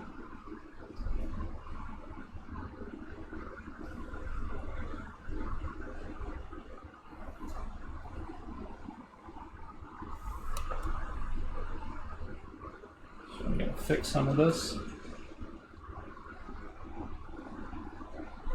I'm not strictly going to follow that rule I set for myself. I just needed to use it to kind of pull back a little bit. I'm gonna still erase stuff and punch up lines. I'm just not going to sketch and go over my lines as much as I had been. Those little kind of, I'm going to try to avoid that. But minimize it. This is the simplest SRO head, yes.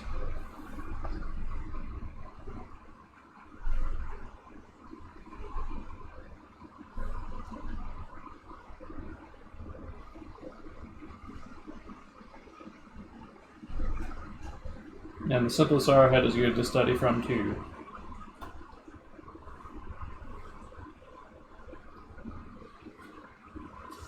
Yeah, thanks for coming, Mac Labs. You get a good sleep.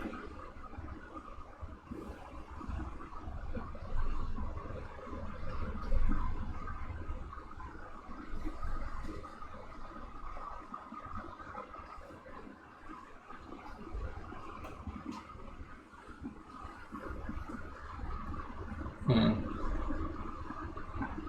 maybe put a little bit of this there.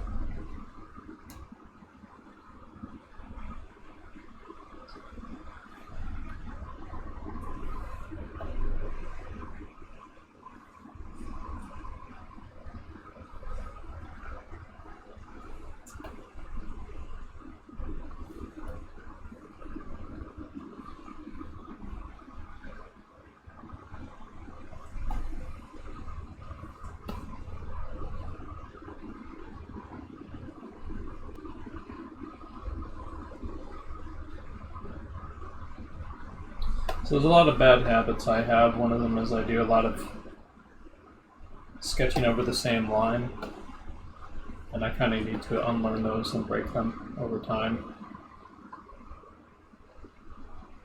So I'm trying to do a little bit of that right now. I'm pulling longer lines instead of like scribble. So I might try for some of that for some of the later poses we're going to do tonight.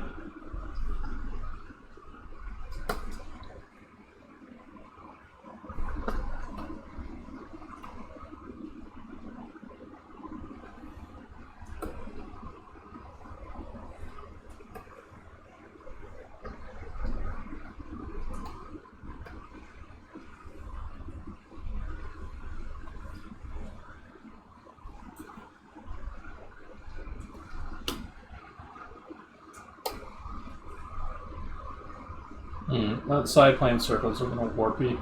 Let me see if I can fix some of it. It's because I built out part of the head back here, I think.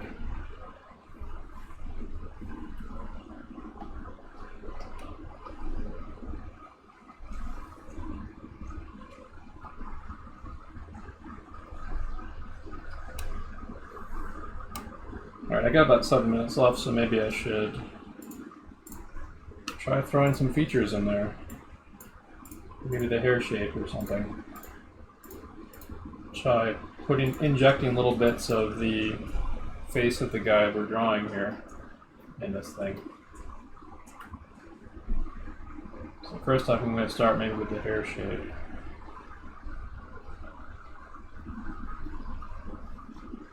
Something like, I get like a big blocky starting point and then modify it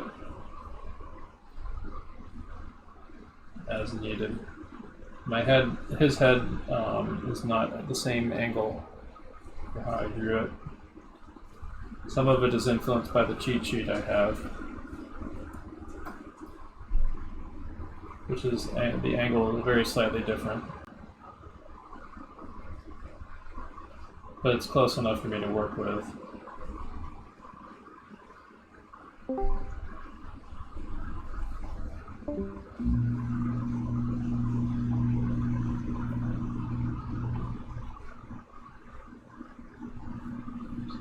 Maybe a little unsure of this area here.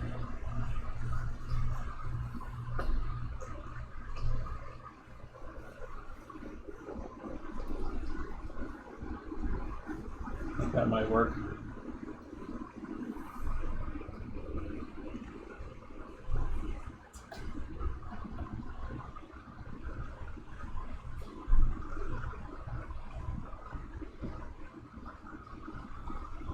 So I'm not going to go into like perfect feature construction here because we're going to be saving a lot of that for in the future.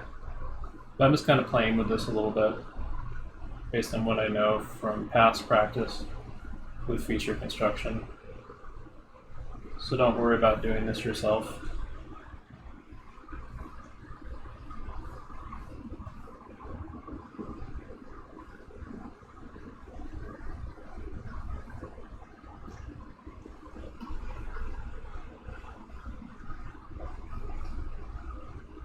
But feel free to try experimenting with seeing what will happen if you try putting some features on.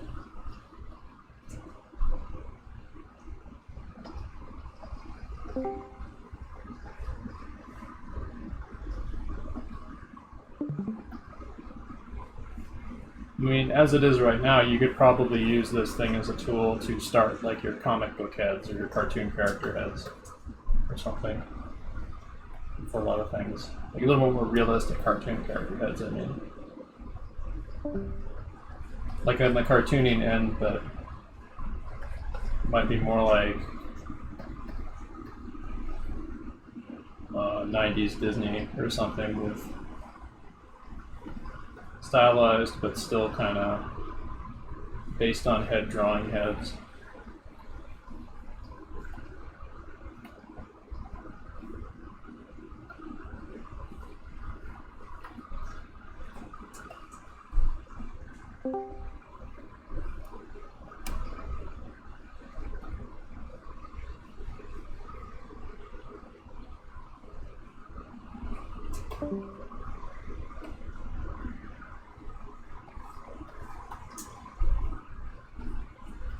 But I am essentially showing how this tool can be utilized a little bit. Like you can use this thing as a tool to break down existing people's heads and portraits. You might not draw them exactly how they look, but you can get in the ballpark and design something.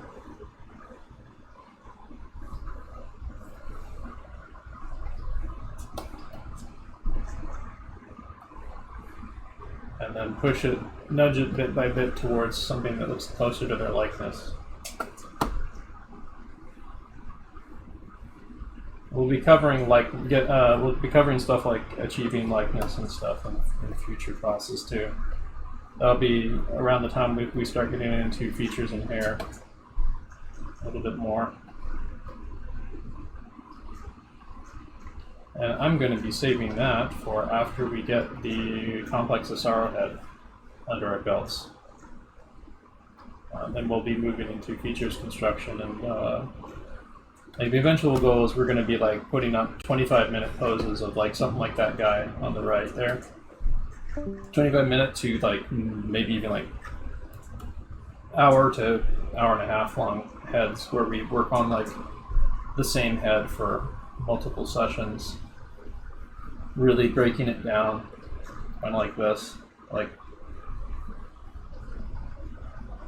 I might even go slower than this for these, or we do like headlands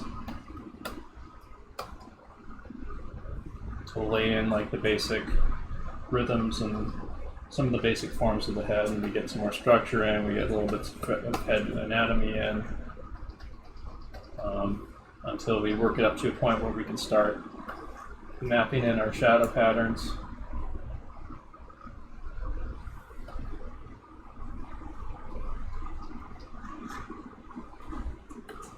And then we may not necessarily get into like big, we're not going to get into hard, I'm an animator, so I'm not too worried about getting too far into rendering, but I want to use rendering as a tool to understand planes.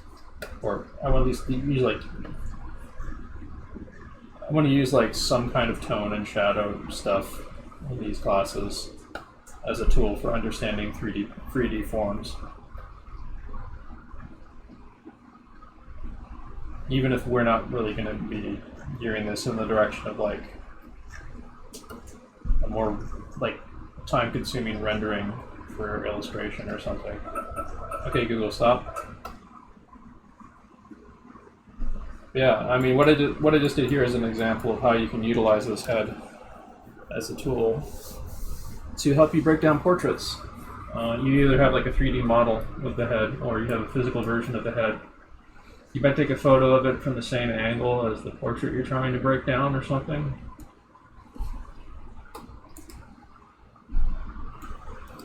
Anyway, so I'm going to have to make a judgment call here of what we should do next.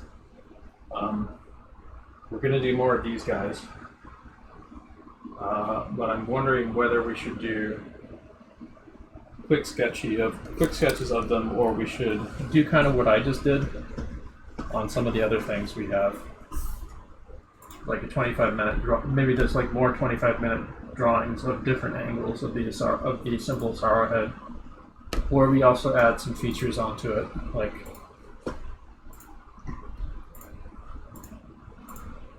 see if we can find a good Basil Gogo face in here. One second. I don't know if it would be a good idea to do him though, unless we can find a really, really good clear face in here.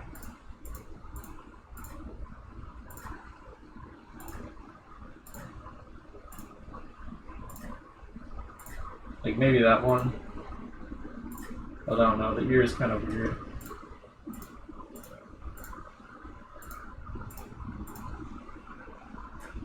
This one maybe, but his head's kind of subsumed in that werewolf fur, so.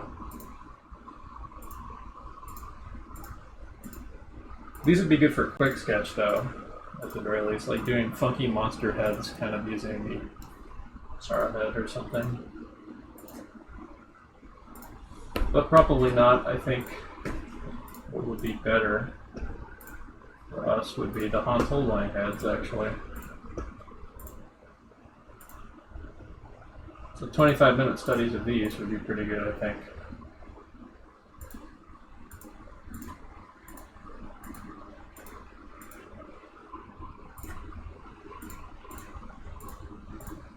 Or let me think here.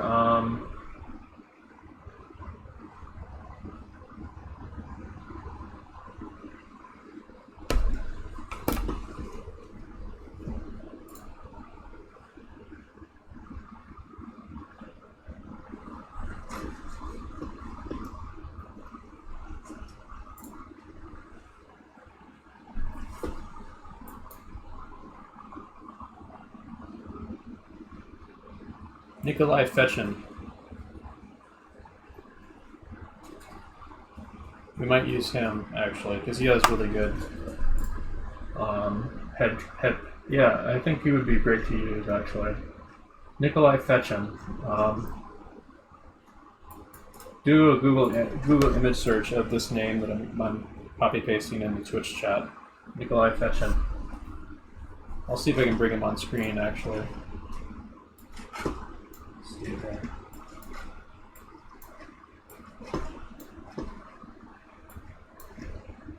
But maybe we could pull some stuff from him into the gesture drawing app, or I can just like yoink it directly from Google image search. But you can see what I'm talking about. Look at these amazing heads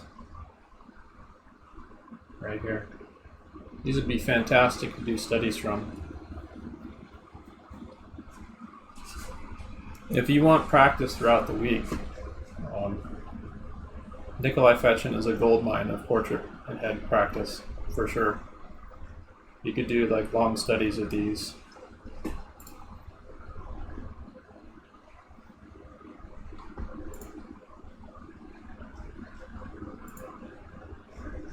We'll use some of the ones that aren't so rough, but are clear enough to understand the face. Like, let's see here. Was that Lucille Ball? Maybe not, but someone with a hairstyle like her. That one might be really good to do, actually. I'm gonna hold on to that one.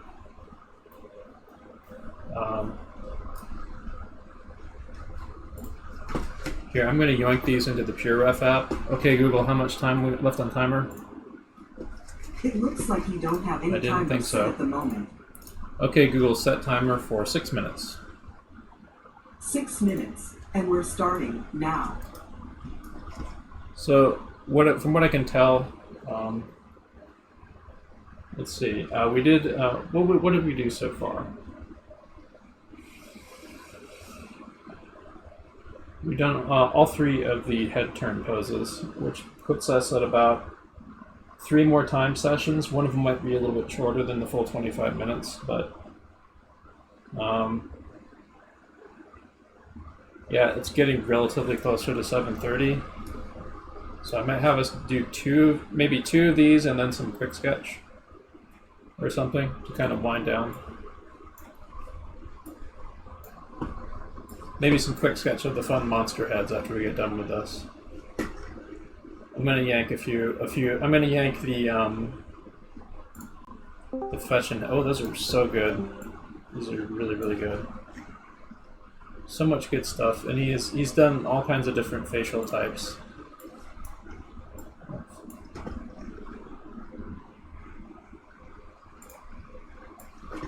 Like his body of work on like the amount of head and portraits he's done for different facial types is just like really huge. Like we're only seeing a fraction of his stuff that even that came up in the Google image search. He was extremely prolific,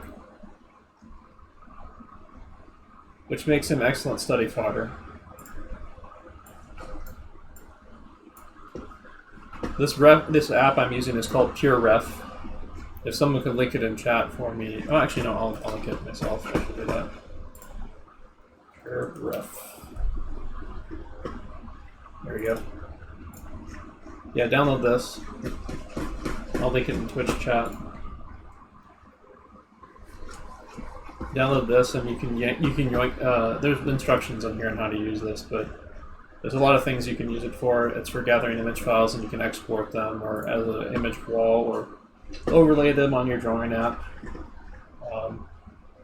for reference and stuff. It's a strange kind of warp face, but I think I'm going to drag that in there.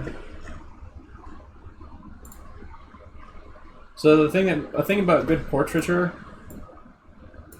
is it's like always on the edge of being like realistic but not. Is that it's not quite it's not a photograph. It's better than a photograph. It's stylized a little bit. I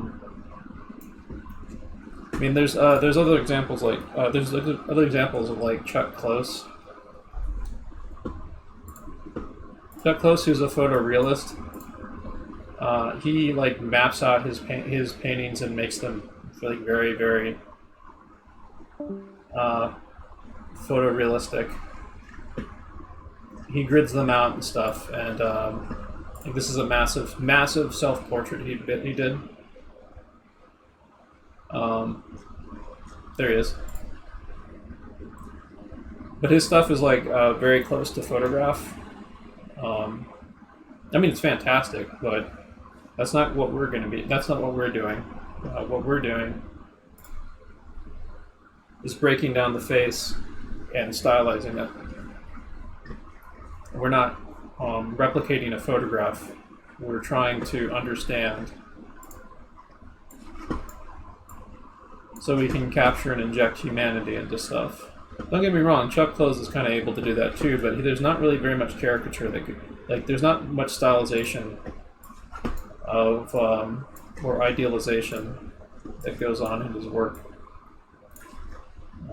It's not as much of a sense of like creating an illusion on the page, something that kind of ripples off the page. It looks like a giant photograph when he does them. Don't get me wrong, he does his like it's fantastic, but it's not really what we're trying to study and learn from.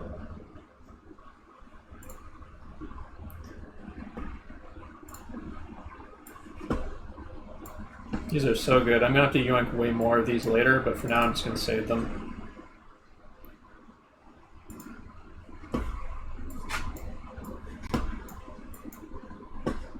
Let's see, I'll move that off here so I can get... Why does it keep doing that? It's annoying. Nope. Stay on the page. Idiot. Okay, fetching. Anyway. Alright, so save. What you can do with this is you can export them into a folder. So I'm going to export them into, let's see here. These are in the figure drawing section, so I'm going to have to move some stuff around later. But let's see. Oops.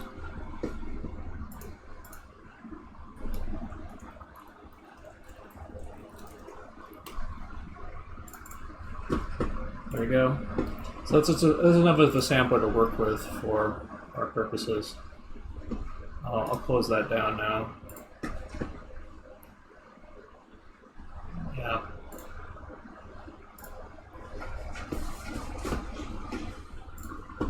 So now I'll get the gesture drawing app open on what we need it to be for the next session. Okay, Google, how much time left on the timer? T minus 4 seconds. Okay, Google, stop. So I'm going to give us a little extra time to kind of pick one of these we're going to stick with. And so I can take a swig of water. That's pretty similar to the last head we did, which is fine. We can practice this angle again on this guy.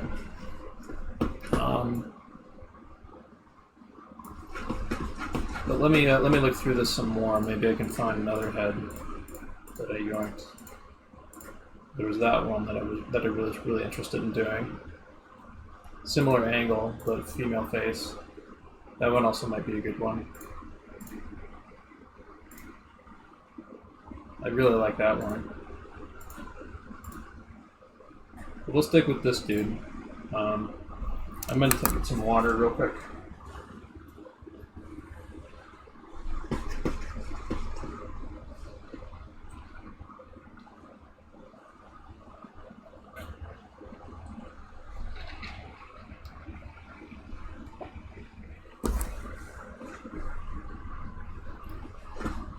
So we're going to do our best to learn from this. Like, ideally, the best way to study from, someone like Nikolai Fechin is you want to keep practicing them until you're able to like replicate what he does pretty almost seamlessly to the point that it looks like one of his pieces. And I don't mean that from like a plagiarist standpoint. I mean that from a understanding standpoint, where you've broken down the work so much that you understand what he, the forms of what he drew pretty well, and his choices of tone and so on.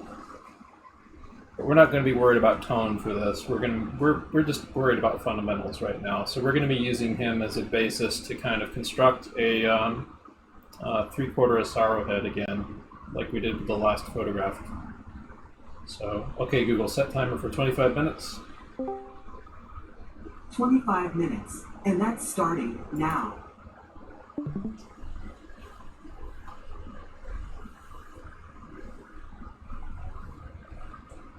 I'm going to maybe try using black. Well, actually no. I'm going to try using a different brush. That might give me a different result this time.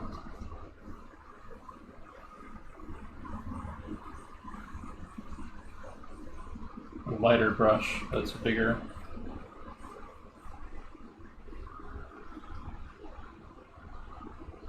I can go back in through with a sharper line later.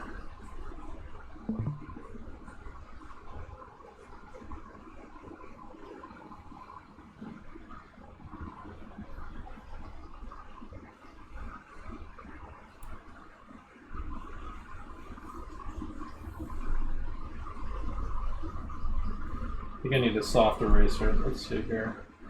Or they actually have a kneaded eraser setting here. So I can knock this back the same way that I would a kneaded eraser.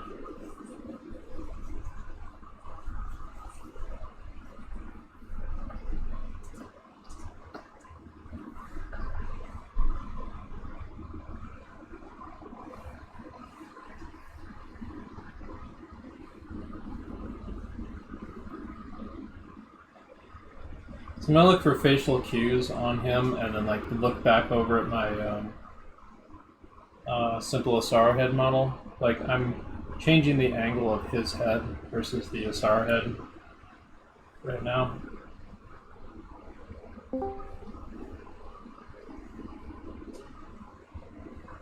So I'm looking for spots where I can insert the construction of the Asaro head, of the simple Asaro head.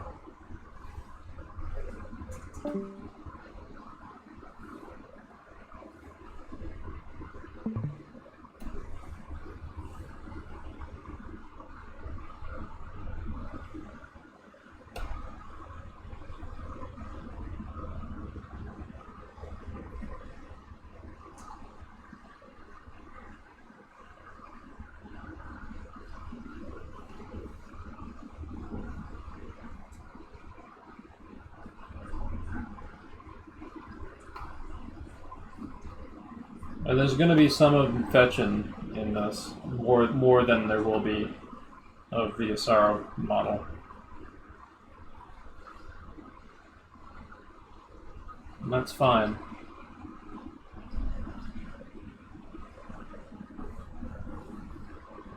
Because the goal here is I'm just using the Asaro head to kind of roadmap what I'm doing here. It looks like this guy's head is tilted down a little bit. I'm going to have to kind of guesstimate it a little bit.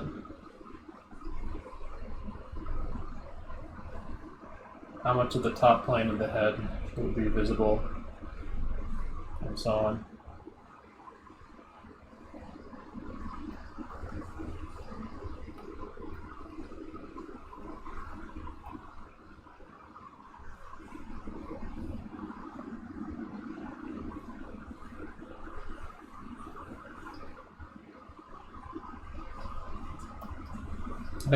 I think this brush that I'm using feels a little bit closer to the kind of lighter touch that I get in figure drawing classes. I'm going to stick with it. I've been meaning to use it more, actually, for exactly that reason. I keep defaulting back to some of the G pens. It's just what I've been used to since I started using Clip Studio.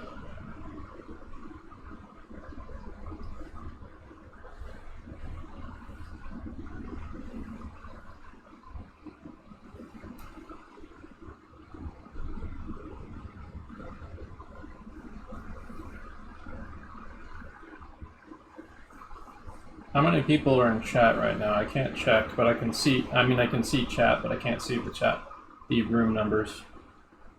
Just out of curiosity.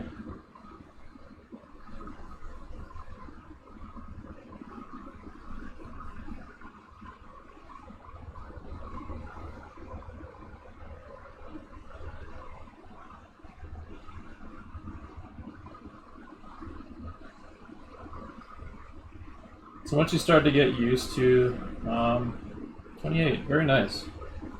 This is a very dry subject matter, so it's good that we have that many people this late in this. I would recommend for people to stick around for the full 3 hours, because I'm trying to pace this out in what would be most valuable use of our time over the span of 3 hours to absorb this information and practice. And it usually takes around 3 hours for that stuff to sink in.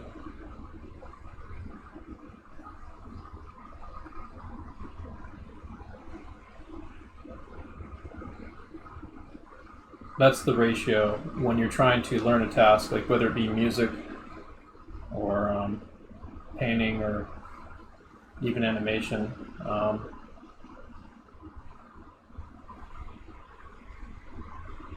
Set yourself a schedule of about 3 hours. The first hour or so you're going to be kind of struggling to getting gear. Second hour, you're kind of getting into the swing a little bit. You're sort of plotting out a little bit more coherently what you're going to do. And then the third hour is where the real learning starts happening. The same thing actually kind of happens with personal projects. I've heard it said that like you need to get 1 hour of good painting, you need 3 hours of painting first. I think that might be also true of animating and a lot of other tasks. Like something about your concentration and how you utilize and optimize your brain for like accomplishing a certain task takes usually around 3 hours to really get in gear before you start getting in the zone.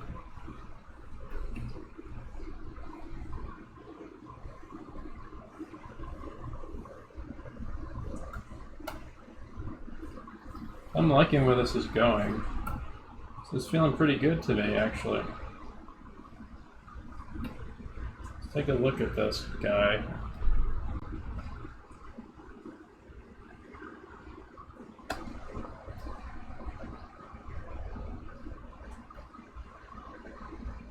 I think I got enough with him that I feel pretty confident about moving forward on adding more of the head features and stuff. But this is kind of similar to what we're going to be doing when we're doing like more serious head drawing in the future.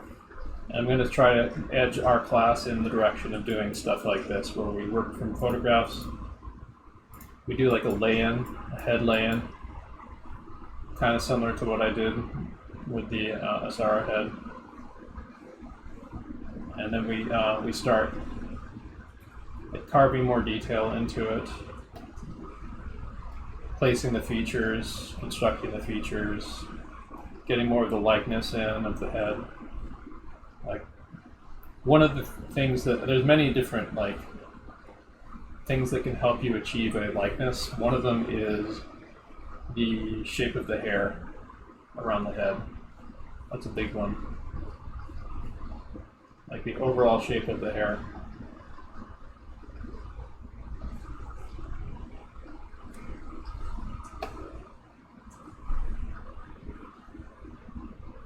So I'm going to try to pay special attention to that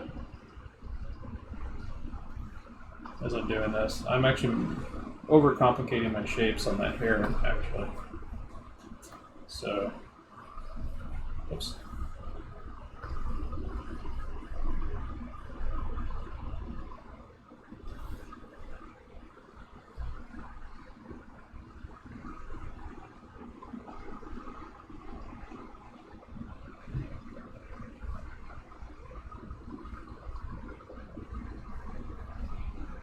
Twenty peeps watching, 0 in chat. Well, yeah, because they're drawing. They should be drawing.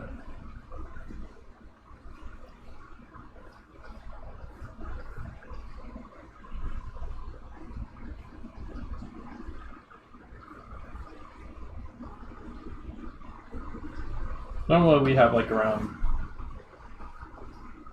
Normally we have quite a lot of people in here, like 70 to start with. I haven't been watching how many we've had this session.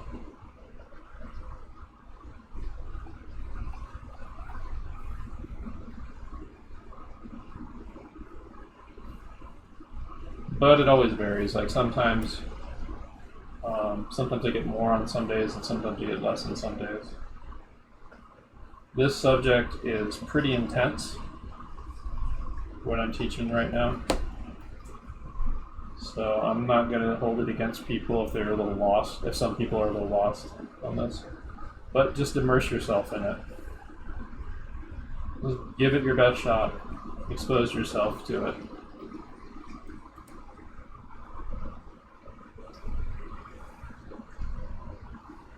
Getting introduced to this stuff is really important. It's good to learn about these tools and about like methods of study and practice, and to try it, even if you've never done it before.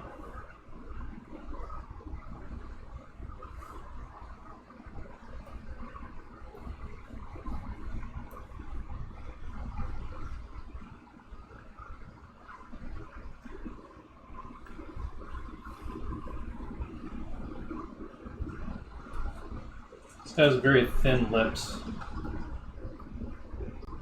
It's another one of those principles of likeness, looking for signifiers of what makes their features unique. This guy has very thin lips. Other stuff that helps you achieve likeness is overall head shape.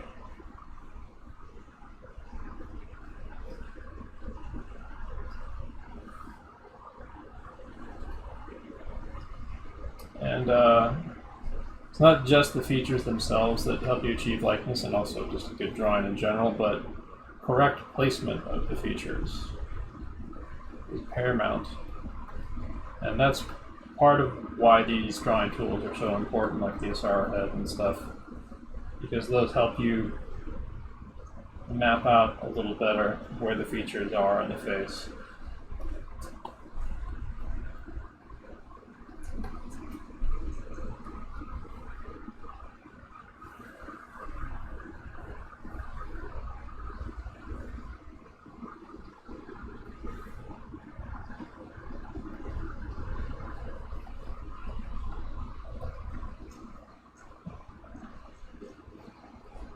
So what am I doing here that I could probably pull back from a bit to kind of...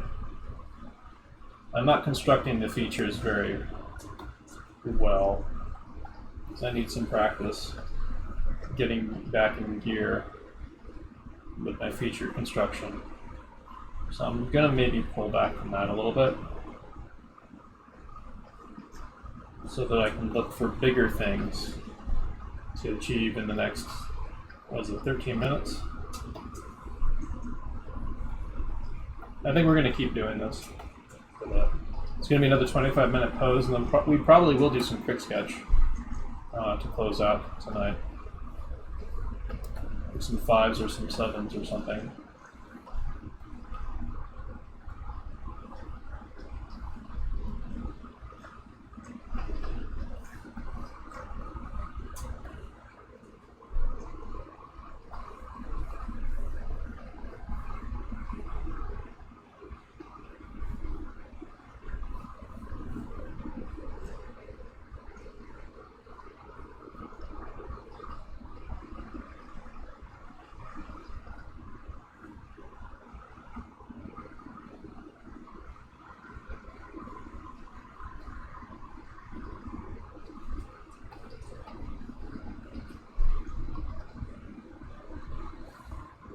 Some of my muscle memory of portrait class is starting to come back doing this, so look forward to me being able to regurgitate even more information about this stuff in the coming weeks.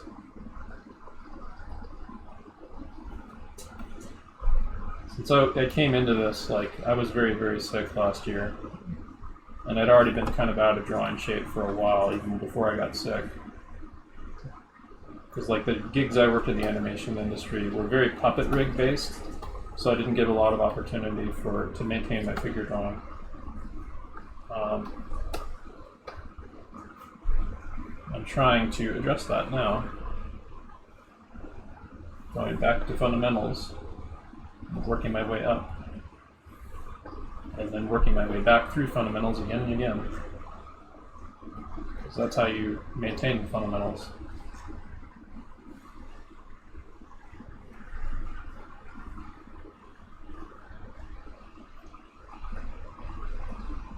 So what we're going to be seeing in the coming weeks as I start getting more and more of this kind of knowledge under my belt, it's almost going to be kind of like an archaeological exploration of stuff that I've studied previously that is coming back to me in muscle memory that I'll be able to regurgitate and describe better for people here. Like there's muscle memory of like how I construct features that I'm kind of remembering right now. We'll be getting more into that when we do the features week in the future, but I'll try to see if I can touch on it here and there.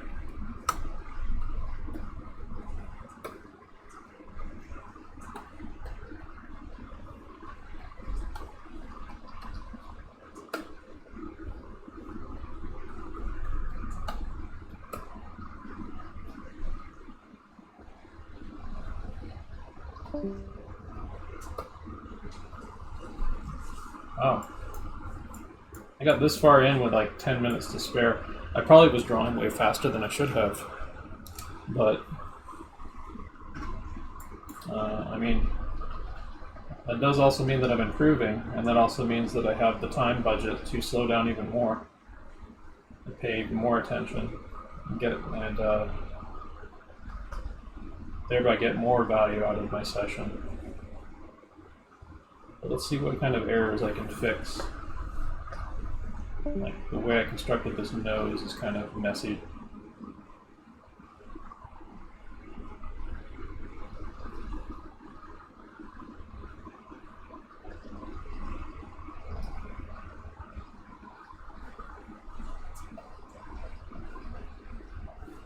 I'll maybe see if I can go over a little bit of the structures of the face that I'm sort of keying into a bit.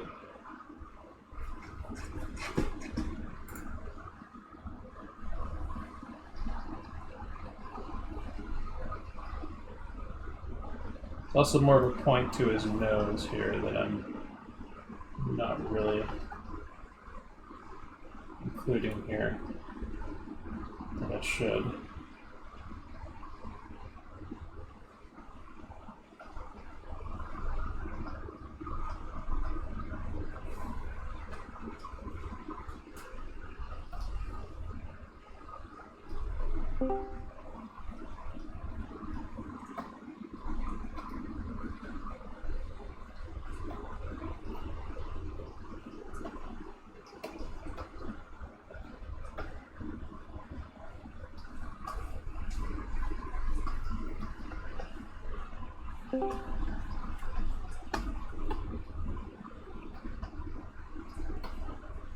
Yeah, I think we'll definitely make good use of Nikolai Fechin. That was Nikolai Fechin was actually somebody I'd studied from previously too, by the way. I hadn't studied this specific piece though. There's a couple of them that I did previously, like years. I'm talking like several years back, like way back, like roughly a decade back.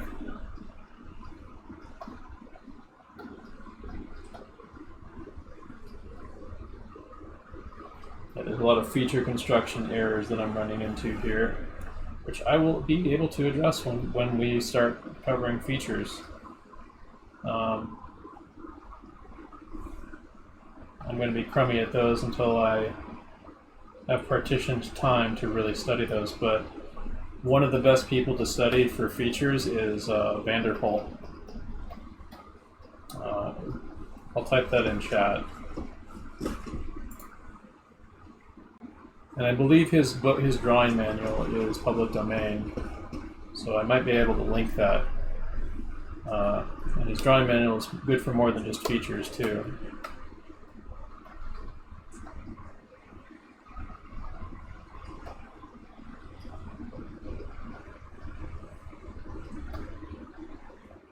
Any good resources to study expressions?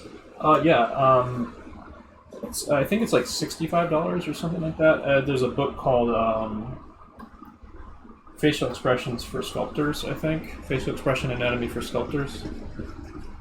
And it's a fantastic book. And I'm going to be digging it. I'm actually going to be yoinking content from him in the future when we get into facial expressions and also into facial anatomy. It's an absurdly detailed book. It says for sculptors. It's for anyone learning anatomy, really.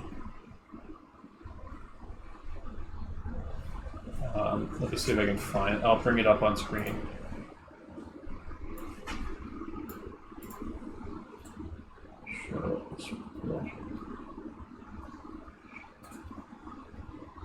Sculptors.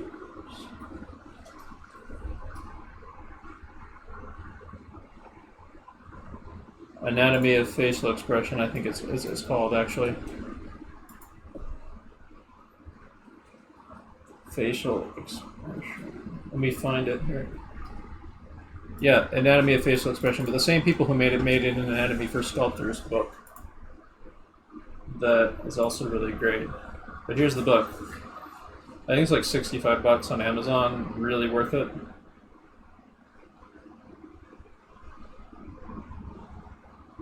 They use 3D models in it, but really, really, really good 3D models.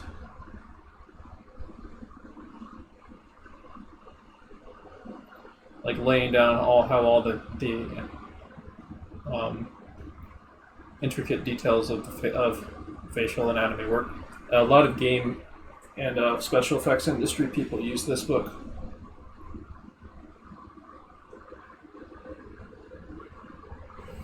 The same people who made this also.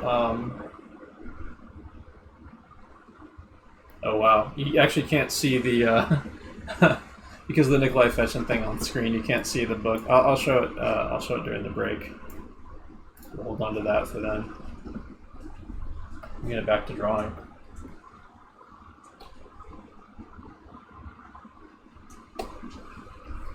Yeah, I actually got a copy of it recently. I haven't gone through it yet, but other than like, I haven't used it as a study aid yet, but I want to.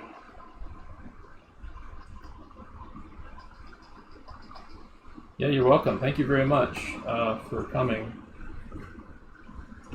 See, we got about 3 more minutes. I'm pretty satisfied with this drawing, so I'm just gonna check if I need to do any shout outs for subs or whatever. Let's see here.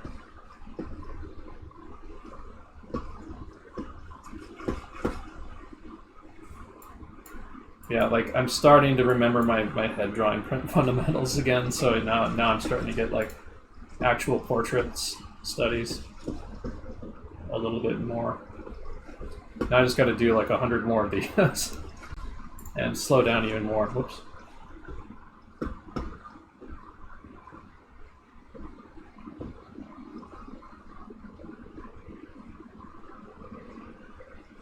Let's see. That. Get rid of task manager. Where is... Okay, there's OBS.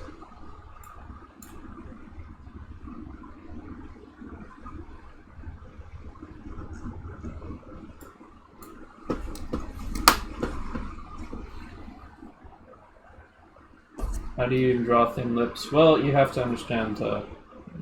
Well, you can see on the Asaro head the planar change that occurs in the lips. Shouldn't be too hard if you start wrapping your head around the Asaro head a little bit more to just modify it to fit features of people that you're trying to get a likeness of. Like doing kind of surgical alterations.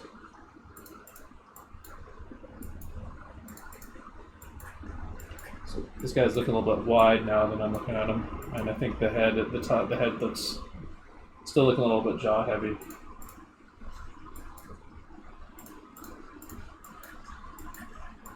But when we got further along, I started wrapping my head around it more.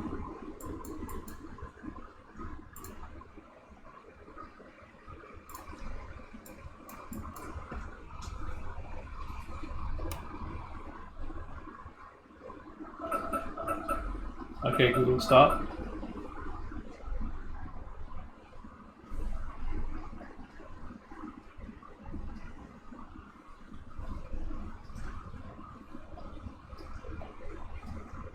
I'm actually getting some muscle memory coming back to me now from the Vanderpool book on how to draw lips. Let's see here.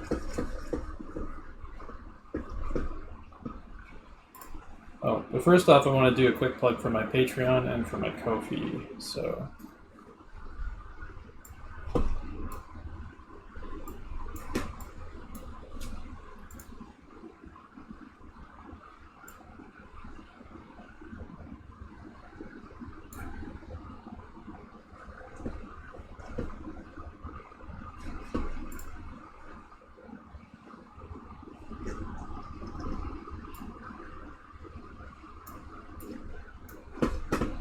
make sure I'm on the right page for that. Okay, Google, set timer 5 minutes. All right, 5 minutes, and we're starting now.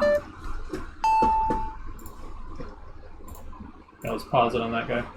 We'll pick another pose for another 25-minute drawing, and then we'll wrap up with some, maybe even like 10 or 15 minutes of quick sketch monster heads or something fun.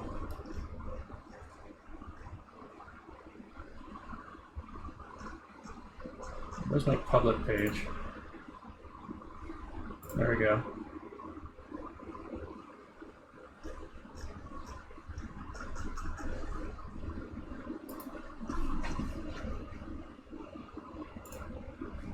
Alright, so first off, here's the anatomy for sculptors, or anatomy for facial expressions book right here. It's really good from what I've seen of it so far. A lot of pages like this. They also even go over facial type and like different shapes of different features and stuff too, which is really helpful.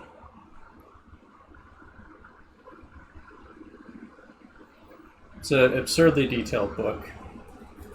Really highly recommended.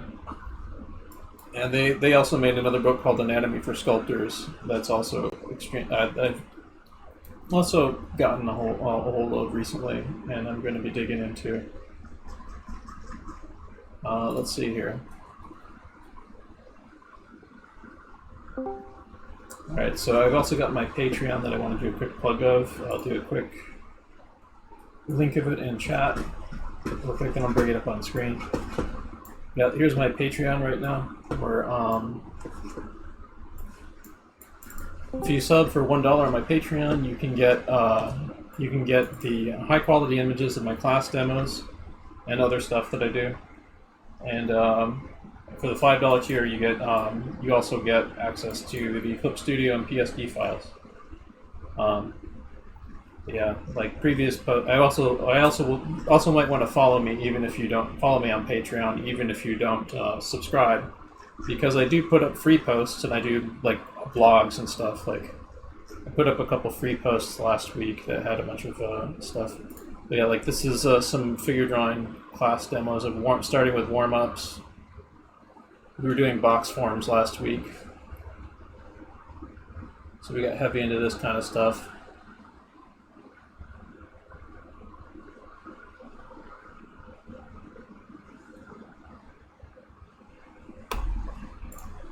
Yeah, that was from that week. There's a bunch of stuff there's actually a bunch of stuff I need to upload after I get done here today. But yeah, I will also put like stuff up here for free sometimes. Like usually from the workshops, I'll put stuff up for free. From the classes, the actual class demos, I'll put behind paywall though.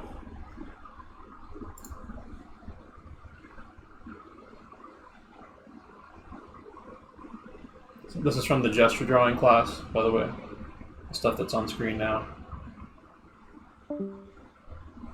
That one's the gesture drawing class is on Wednesdays, and this is a free 47 image sketchbook right here with a bunch of stuff from like previous classes I've taught going back a few months, and from personal sketchbook type stuff.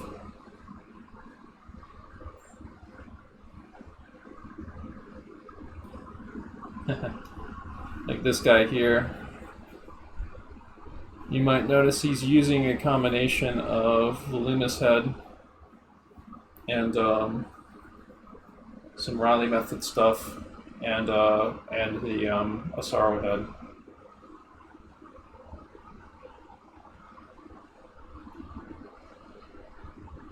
Yeah, this page is free. If you want to see this. So I'll actually see that. Maybe I can link that. That page is free on my Patreon to check out. So I'll link that in chat.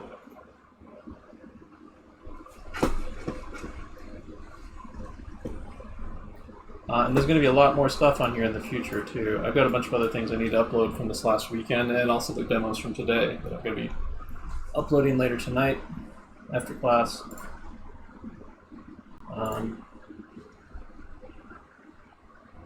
So yeah, there's that, and there's also my Ko-fi page.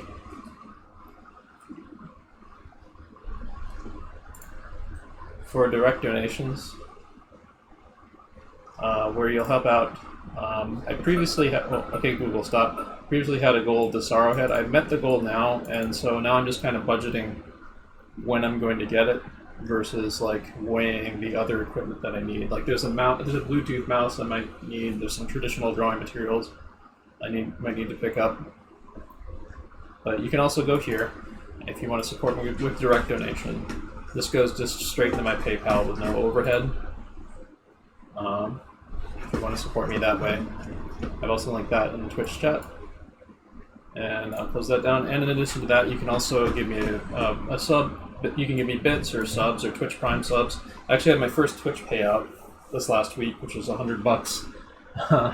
Because like there's a certain threshold in a pay period that you need before Twitch will pay out. And I made my very first one with the support of the lovely people in here who can subbing me and sending me bits through Twitch. Every little bit helps, and you are just even if you don't have any money to give, you're helping me just by coming here and attending these classes, and even by checking me out and subscribing to me on YouTube and watching my videos in replay there. So don't worry about not spending money, and the donation stuff is cool and great and will help the classes and stuff, but the real reason I'm doing this is I want to get really good at art so I can get better jobs and stuff, so I can sell really cool art and make cool stuff that that's both creatively satisfying to me and also makes good money. That's the real goal here. Like, little bits of tips, art tips along, like tips and stuff along the way is nice, but eyes on the prize is to get damn good at art. So that's where the real payoff is going to be. So let's see here. Let's pick one of these we're going to do for the next 25-minute sesh. It's got to be a really good one. There was that other one we saw earlier. This lady. But she's kind of in the same pose. So I'm thinking we might actually maybe yoink another fetch-in piece to use. Actually, let's see here. I actually really like this one. And because she's wearing a headscarf, you can kind of make out like the general plane of the head a little bit. There's bulge back here because of the hair that's tucked in there. But I think we can use this one. So we'll do this, and I'll turn the head over this way. In a close approximation, I guess, somewhere around where she's tilted, I guess. Okay, so let's give it our best shot. Okay, Google, set timer for 25 minutes. Sure, 25 minutes. Starting now. So we're going to do this, and then maybe we'll do some quick sketch from Basil Gogo. Do a bunch of monsters, just quick and loose for fun. A monster mashup, if you will.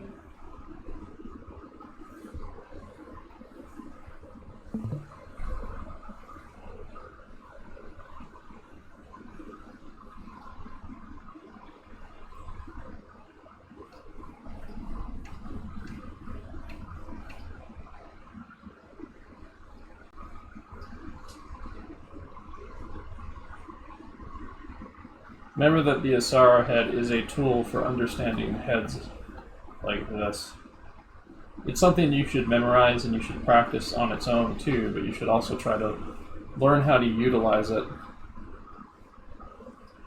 for breaking down people's heads. And this is, if you had a physical version of it, you would be using it much the same way. You'd have it set up near you, maybe, or photographed alongside your model reference,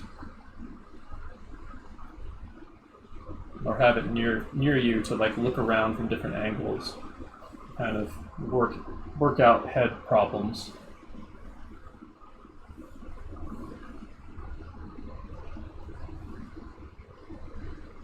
So just a word of warning though, there is a little bit of warping happening in like on the 3D model on the left. It's kind of bending around because it's in perspective and it's like kind of a narrow focus camera lens. So be careful about that. Just be wary of that's happening. Try to more favor interpreting the model on the right instead of the Asara head. Use its forms to break her face down.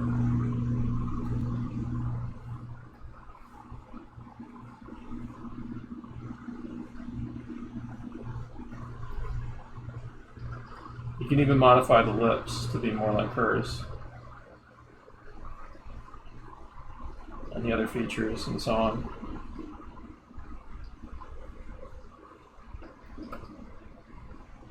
Or you can keep them in the ballpark of the Asara model itself for the purposes of this.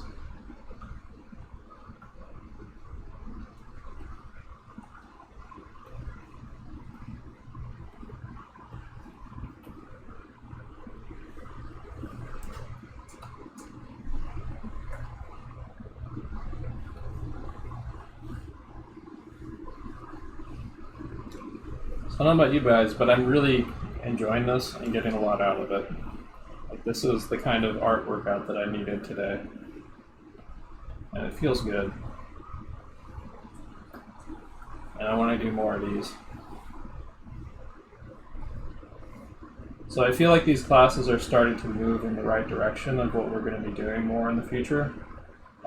What needs to come out now is I need to get better at I need to get better at drawing myself, and I need to absorb the information that I'm studying to get better more, so I can regurgitate it better for all of you guys.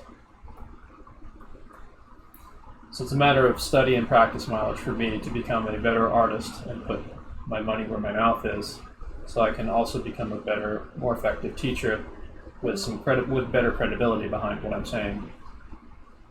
Like, I need to put my money where my mouth is on this stuff. And I think more people will show up in here if I start getting better at art too. Because they'll see like better art that I'm posting, or good art that I'm posting on Instagram or wherever. I'll be like, this guy's teaching classes, I should check it out.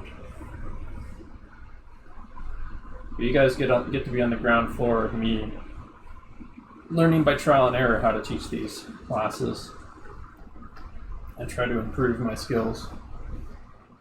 How it may work in the future is if I get to the point where like I really need to charge for the classes that I run, because there's so much of a demand for it and the kind of information and involvement that I would be dispensing, I would need to charge for it, then that doesn't necessarily mean I'm going to stop doing sessions like this.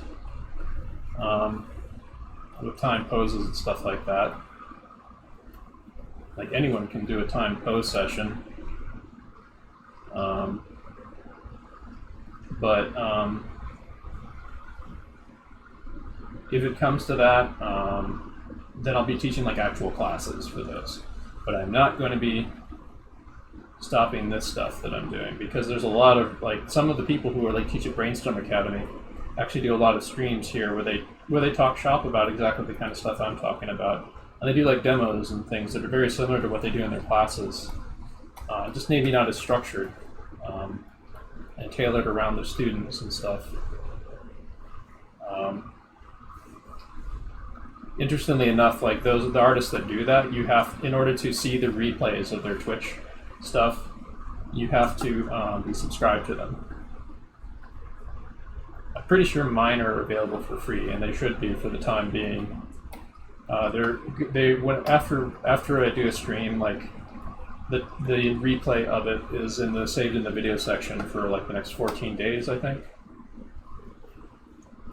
But I also, like, every time I get done with the evening, I immediately upload it to YouTube, and then I have to make sure, after it processes, I have to make sure that all the copyrighted content, if there's any that's been included in there, like music or something, has been stripped out before I can make it publicly available on YouTube.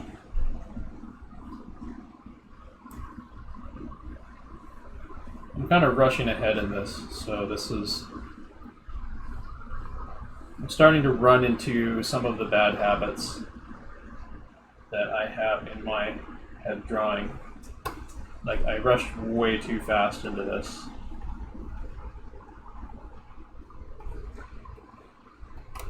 The cure for that is to do more of these, though, because I know how I practice and learn. Like, the more of these I do, the more I slow down, because I'm less nervous, and I start thinking things through. I start thinking more steps ahead and stuff, and making smarter decisions.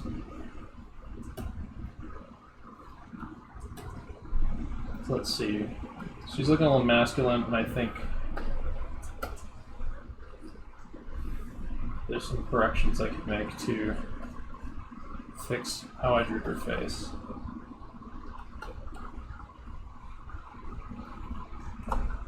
Let's pull back and maybe see what's going on here.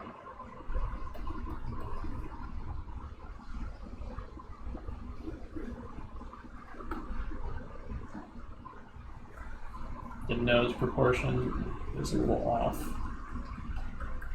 The tilt of the face is a bit off too. Just going to adjust that bit by bit.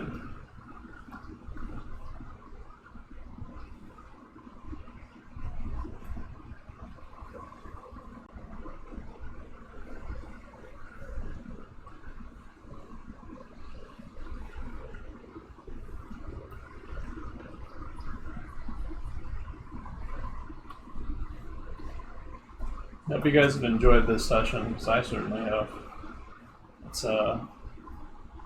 This is meat and potatoes of portrait practice that I'm doing right now. Me getting back into the groove of things, and using some of the study tools we've been trying to learn.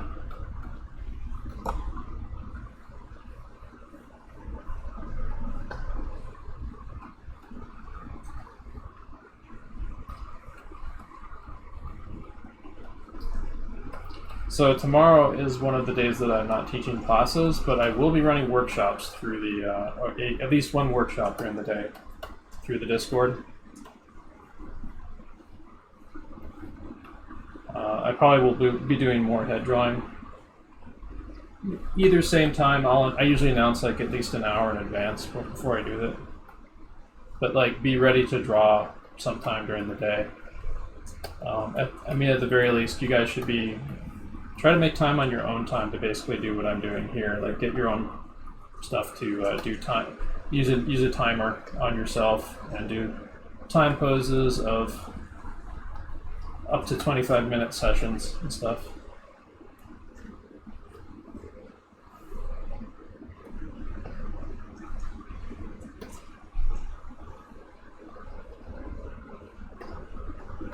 Like 25 minutes up to 25 minutes on a single pose, or more if you want to sit down for multiple sessions on the same pose. But you want to vary it up with like 1 minute quick sketch, 2 minute, 3 minute, 5 minute, 7 minute, etc.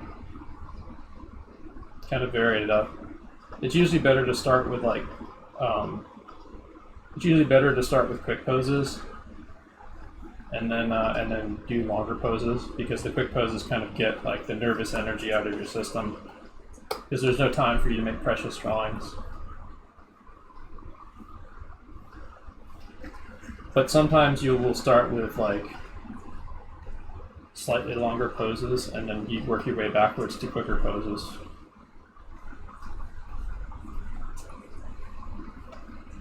Because having slowed down to pay attention, you now can walk through the steps that you slowed down to pay attention on quicker, because you're more warmed up.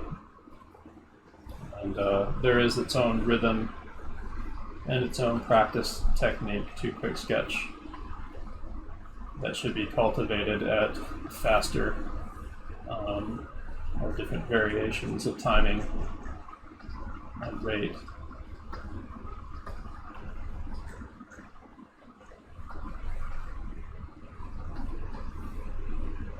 That's more what the quick sketch classes are going to be like. Wednesday and Saturday are going to be, or like the classes are paced out like that. Friday and today, Friday's class, I'm going to actually try to see if we can do 25-minute poses on single figure poses this week, if we can get to that.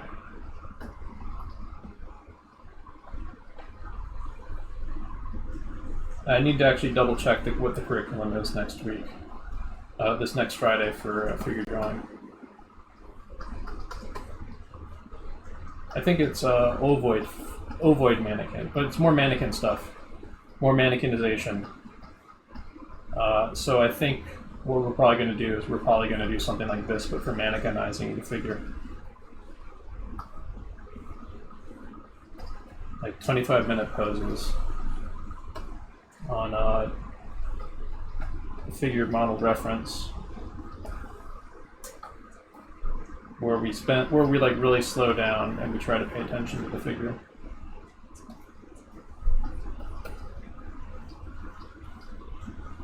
And then Wednesday and Saturday are the quicker poses classes, and of course that's not counting the workshops that I do that are not streamed to Twitch, which are done through our Discord, which I'm going to be doing those on the days that I don't stream the Twitch classes. And that's more drawing mileage. It's at least another 3 hours of drawing mileage every day that I do those. I would recommend people show up for those if they're able to. So I'm doing I'm falling back into a lot of my old, I'm out of drawing shape drawing habits right now, I'm noticing. But that's okay. I mean, I came here to practice the Loomis head. We're gonna work more on getting like tight and facial construction and stuff, and in the future. So I'm not too worried about not getting her face and her likeness right this time. But I'm gonna try. We have a good 12 minutes, so I'm gonna try to go for it a bit. You know, just nudge it.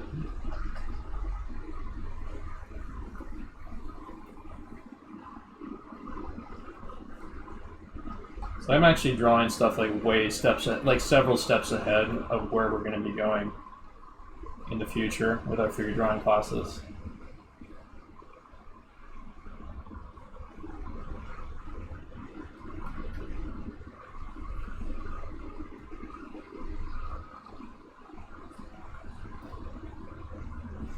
So some of this is like a badly drawn taste of where we're going to be heading in the future.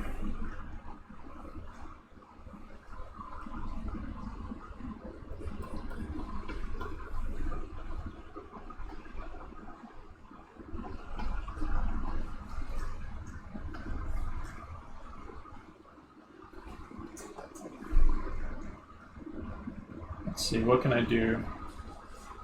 What kind of surgery can I perform on this face to make it work better?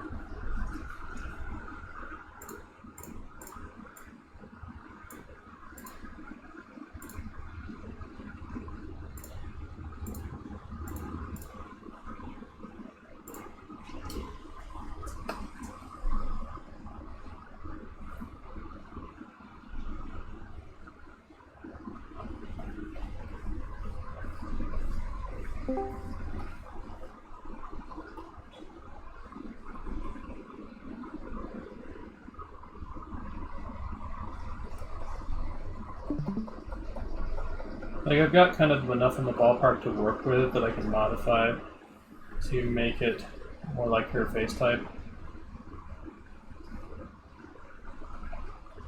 And fix my errors and stuff.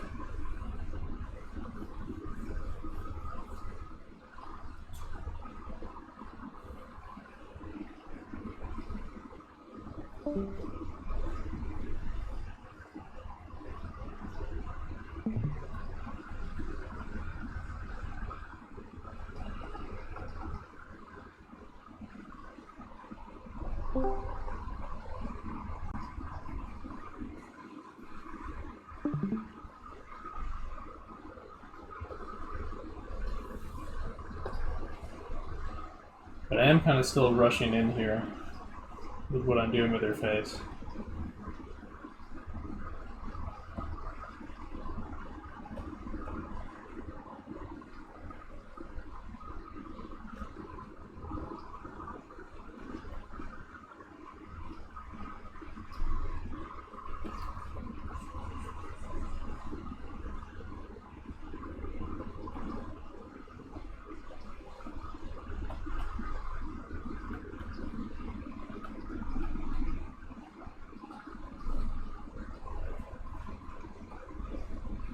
I'm going to try to really scrutinize your face in the remaining time I have, like, what, 9 minutes?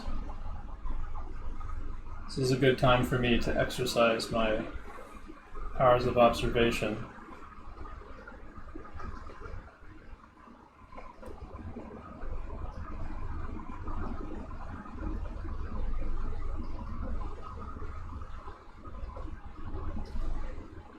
Exercise fixing and doing surgery on these drawing mistakes I'm making.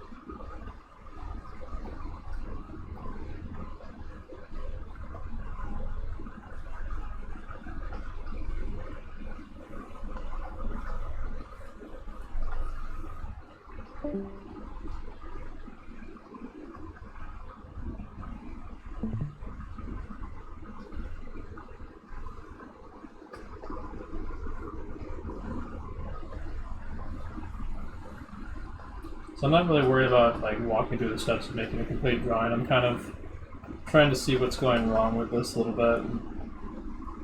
Kind of observing things right now. So I'm getting a lot of nervous energy in me.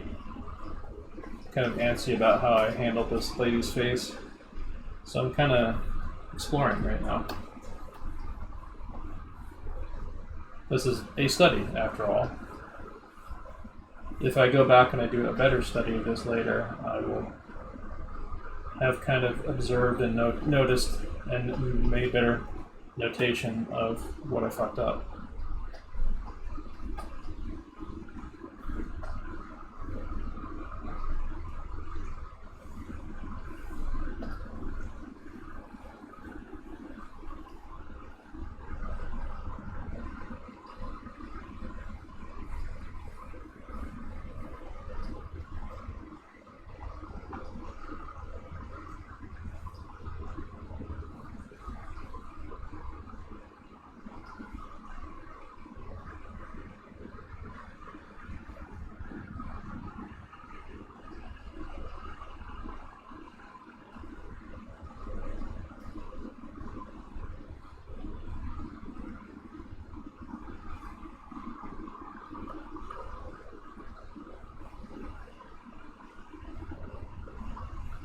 I'm not that good at these. You should look. Well, I mean, like, look at the master that I'm trying to learn from here. That's someone who's good at these. Nikolai Fechin and a lot of the amazing master artists that I've learned from him and other artists like him. I've got a long way to go.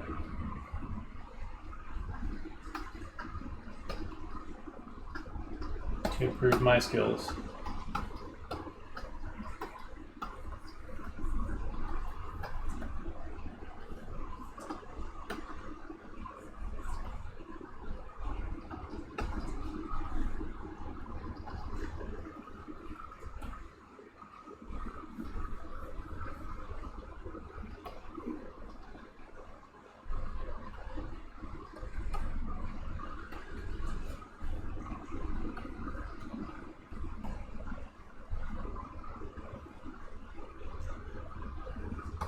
The stuff about the angle of the nose and the underside of the nose that I need to restudy. We'll be getting to that when we get into features in future weeks. For now, I'm kind of reacquainting myself with my muscle memory of what I remember. And the last time I was more in tune studying that stuff.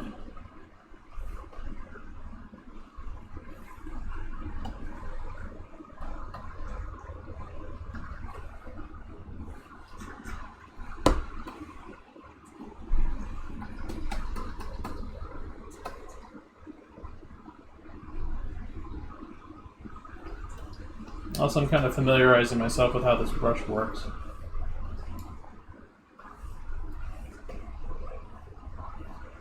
And how I can use it to sculpt in the future. But a lot of what I'm doing here is old drawing habits that I'm trying to break.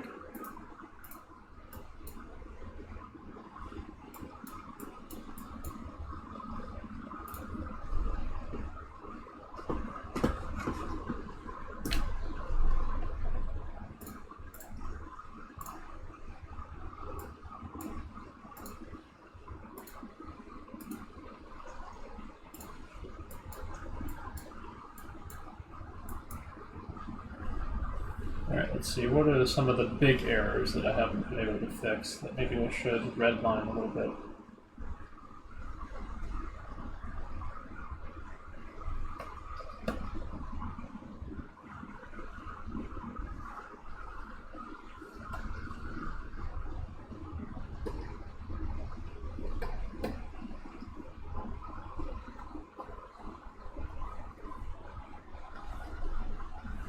The overall shape of the head is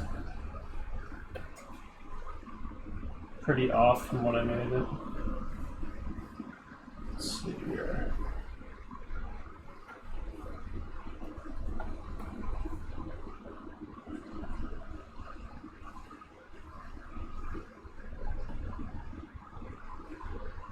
Yeah, I mean that's gonna happen. I'm out of practice, and like oftentimes, like if you haven't drawn feminine faces for a while, you default to masculine forms, so she wound up looking like a pirate.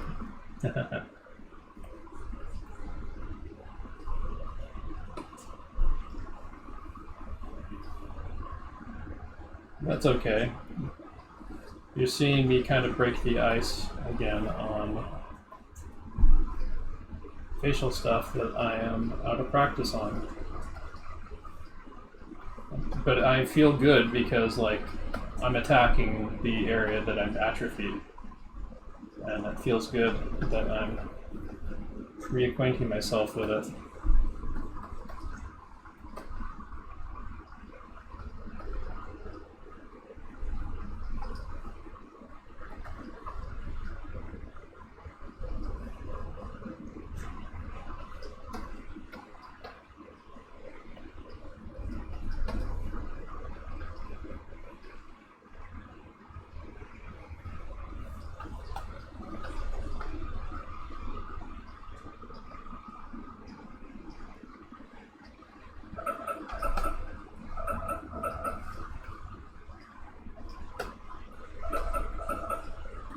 So that's a little bit closer to her type now.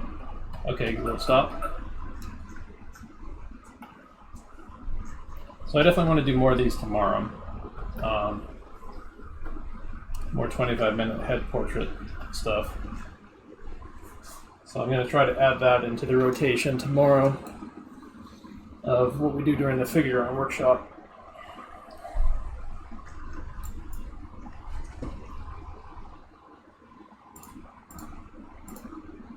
But I mean, considering this started as a basically, I wasn't planning on doing these kinds of features and stuff for this session, and was just going to be doing like more Asaro head stuff. I think this is a pretty good step in the right direction, but this is something I need to practice to get back in tune with, for sure.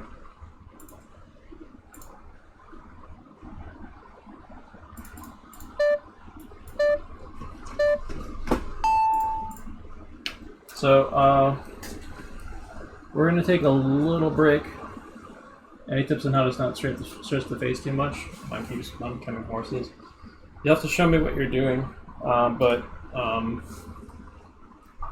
part of the reason why you use the limbus head is as a measuring tool to keep you from making things too top heavy or jaw heavy. Like it's a common artist mistake to wind up like getting too much attention into the into one area of the drawing versus another, and you can use stuff like the limbus head to kind of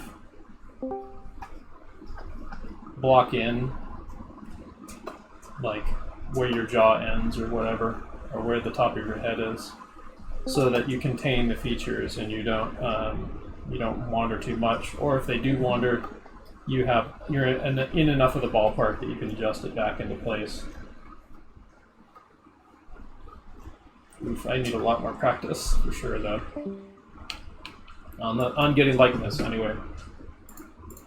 I think I'm getting along pretty well on like this is way past what I set out to do today. Like, here, 1 sec.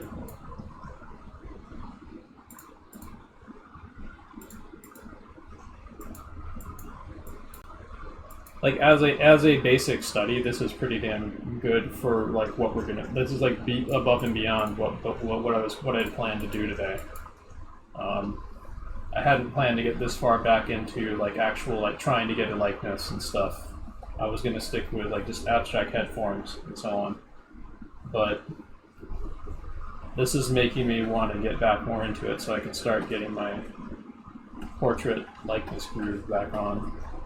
So I'm going to be scheduling some of that for tomorrow. Let's see here. Put that there. Yeah, see, she's looking a little better now, especially because of the red line that I put over it. I mean, so much of art is like noticing your mistakes and then going back and fixing them. And that's what I'm going to be doing a lot of tomorrow if I do some more of these. I'm going to be like fixing and fixing and fixing and fixing. You get better at fixing. You better get better at noticing your errors and better at fixing them. Stuff.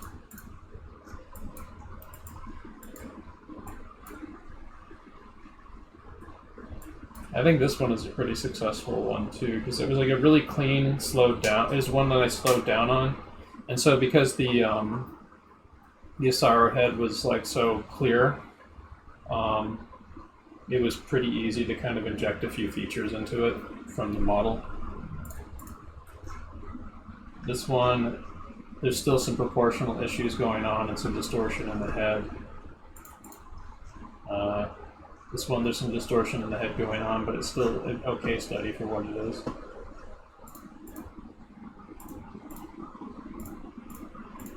So what we're going to do right now is kind of in the vein of this stuff right here that I've got on screen, which is like the quick sketch, the fun stuff. We're going to do that for the next, I want to say 15 minutes.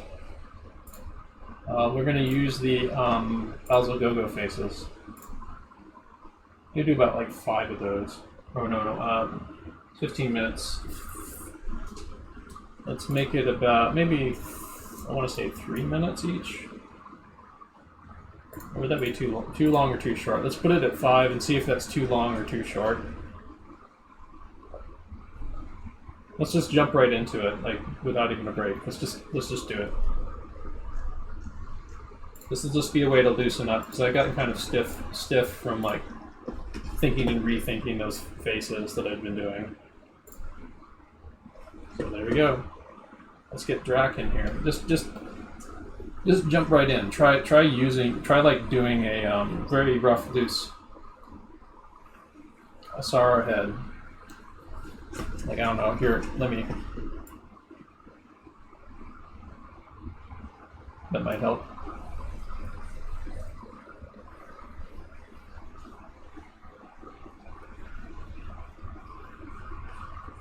Try doing a rough, loose Asaro head kind of as your foundation for Drac's face a little bit. Only got 5 minutes to do this, so just keep it loose and light. Just play with it.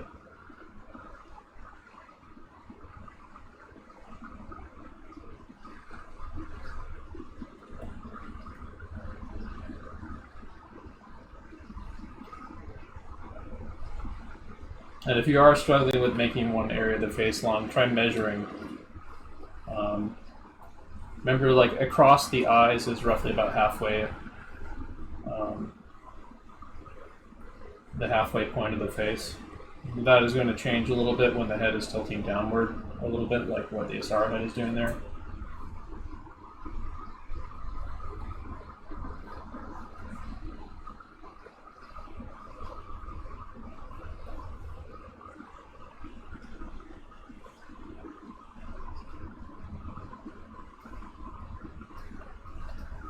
But I'm not too worried about like feature construction. I'm just getting a few of the planes in. It's almost kind of like a quickie comic book doodle.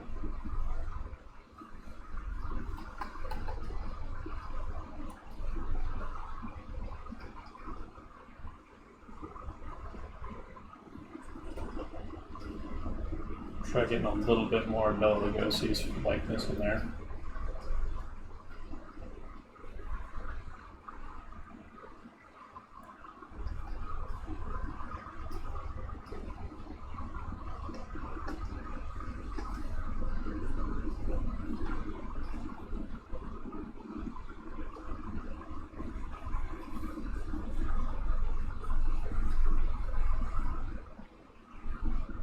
Just have fun with these, like, this is your time to play, pretty much. Play my children of the night. That was really corny. I'm really sorry for that. I feel bad.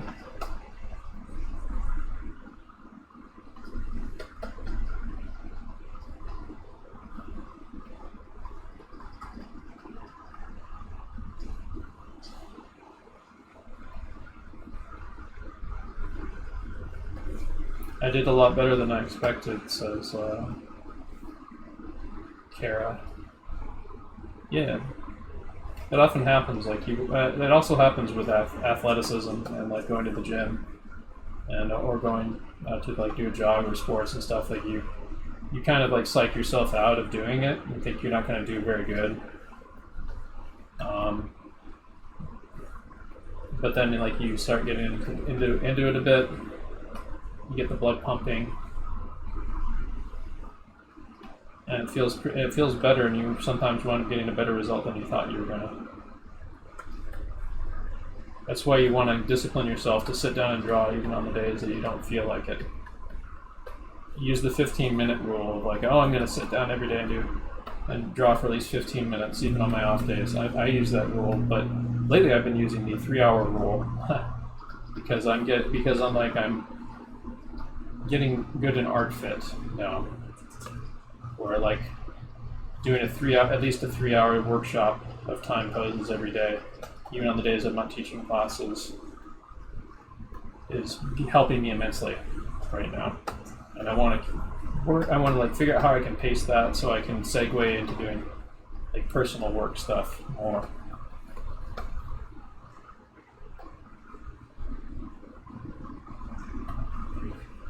For me, it's like building up my art stamina.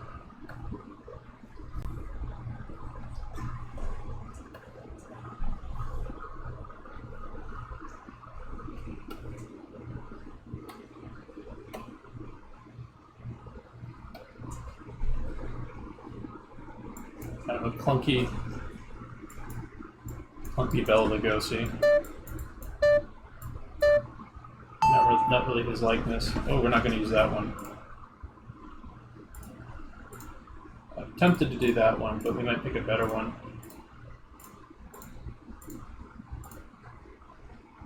Let's do Drac again from this angle before we move on to stuff that's a little bit more like unrecognizably human, like the more monsters that are more subsumed, have the features of a face subsumed in makeup.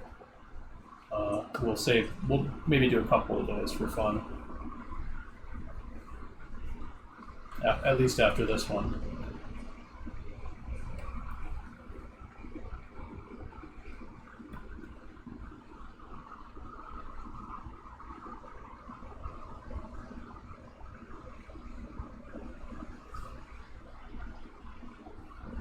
So what makes Basil Gogo really interesting is like he takes the those movie monsters and the actors that portray him with the makeup that's on and stuff like that, like the cheesy Hollywood makeup that's on like that. He takes them and then he basically brings them to life to the point that like what you're looking at in the painting, that is not the actor, that is the character. That is the character themselves in their own world, with no separation between like the makeup that the actor would wear to portray the character and the character. Like this is Dracula that you're looking at right here. It's not Bela Lugosi playing Dracula. This is Dracula, basically. If that makes any sense.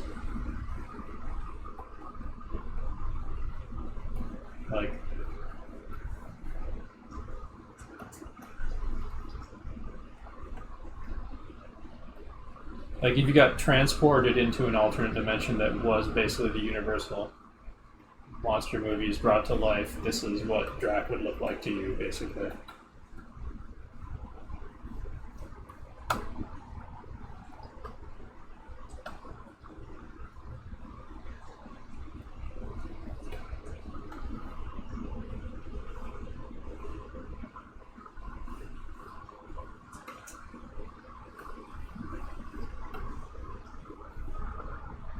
Oof, so much tedious mistakes that I'm making in my sketching that I'm going to have to address in the future with this, which is why I want to get more into doing those 25-minute sessions, so I can slow down and pay attention and fix stuff, and and then by consequence, that'll actually make my quick sketch stronger.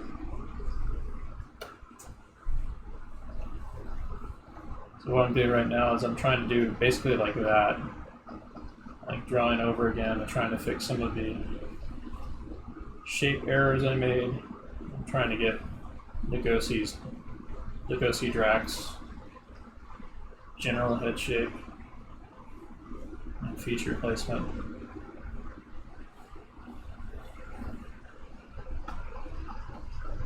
That's how I'm choosing to do this study right now.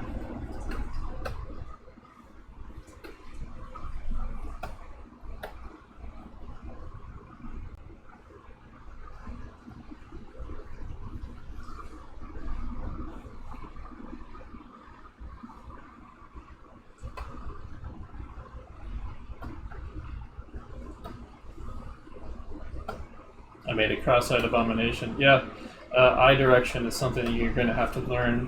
One thing that will help you with drawing eye direction is drawing yourself in the mirror a lot. I actually need to make that part of my exercises in the near future.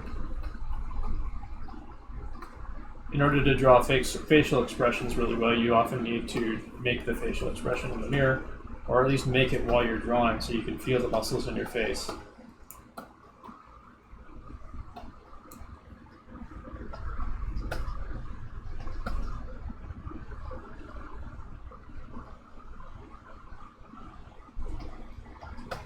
That's actually something I've been neglecting. Like, even when I was doing the fetching stuff, I should have been trying to like pose out myself a little bit like the model or something.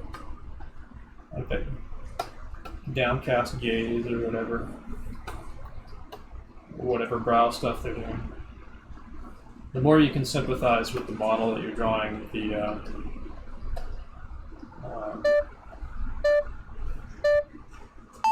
more you can pull into them.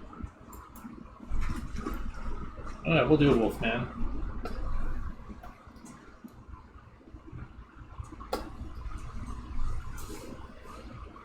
Why not? Since his face is subsumed in fur, I'm just going to have to interpret. I might go outside of what I'm seeing a little bit too.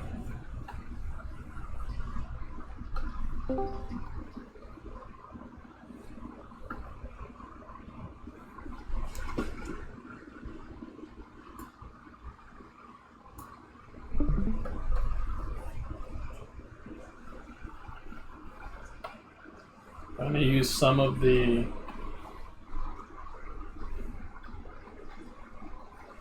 rhythms of the simple sorrow head.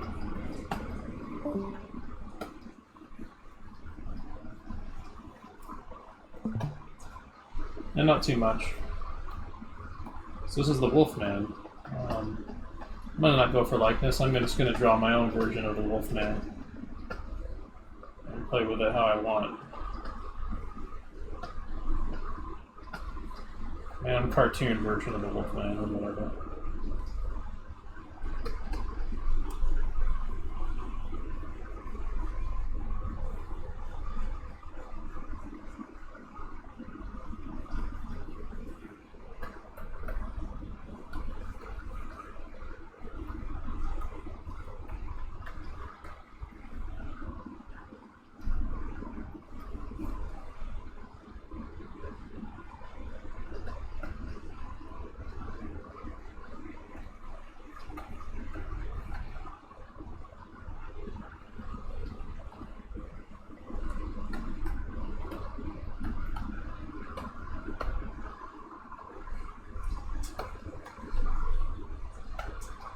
So the reason why the classic universal Wolfman has like a flat, like snout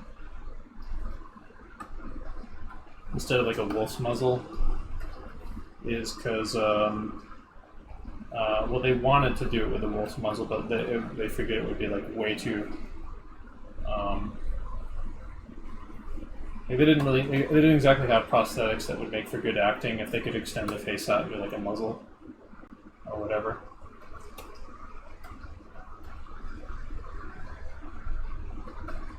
like this is before they had like kind of special effects that would be able to handle something like that. So they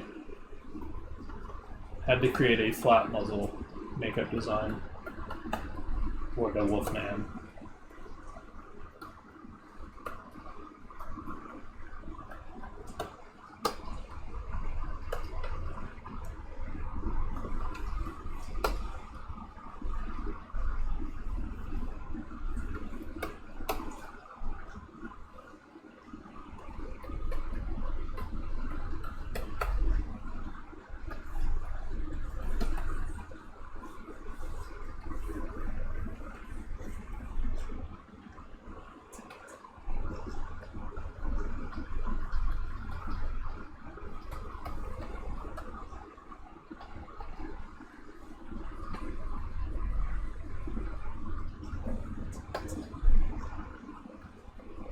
We're going to do 2 more of these poses. These have been fun.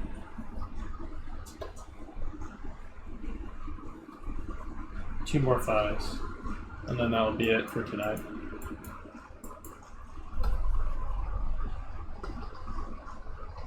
So that's my own interpreted Wolfman. It's my own sketch that I did. My own cartoony version of the Wolfman.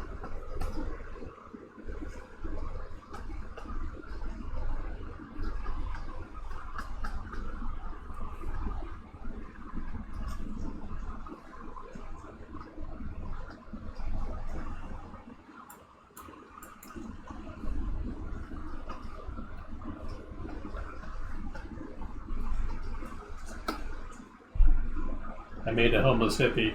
Well, I mean, that's kind of what the Wolfman is, I guess.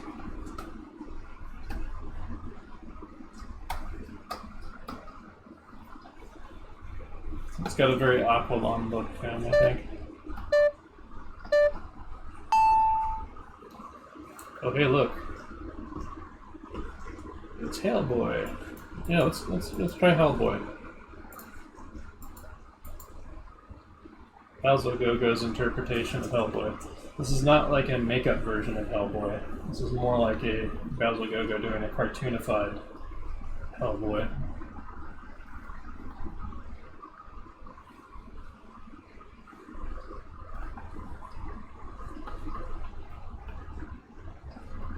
But with some of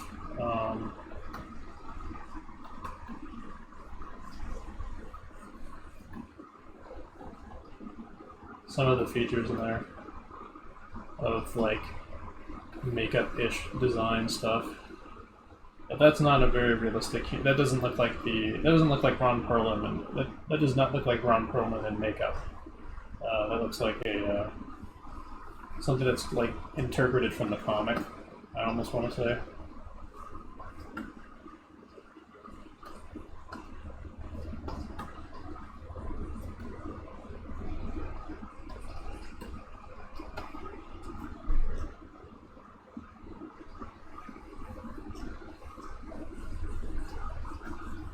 So he has a much bigger jaw than our own Asaro reference.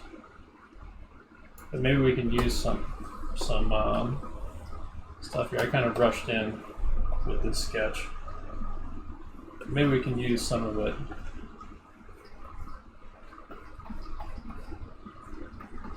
Kind of make his really hilariously exaggerated jaw.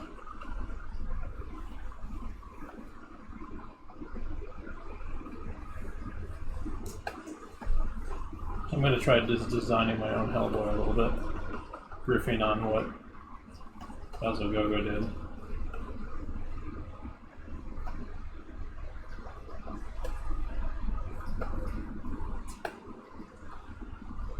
But I do look like how Hellboy doesn't really... He looks a little nonplussed to be wearing that suit and tie.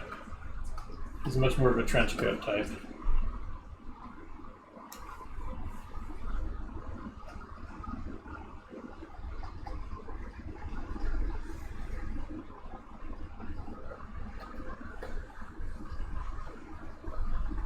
Looks like they stuffed him into a suit and tie just for the portrait or something.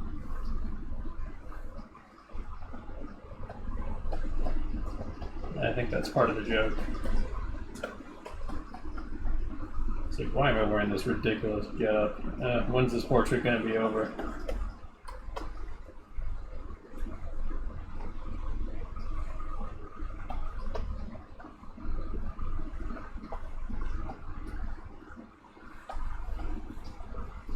I think of all the Bazo Gogo stuff, this is the only one that looks like Hellboy was probably sitting for a portrait, and he was annoyed to have to sit for a portrait.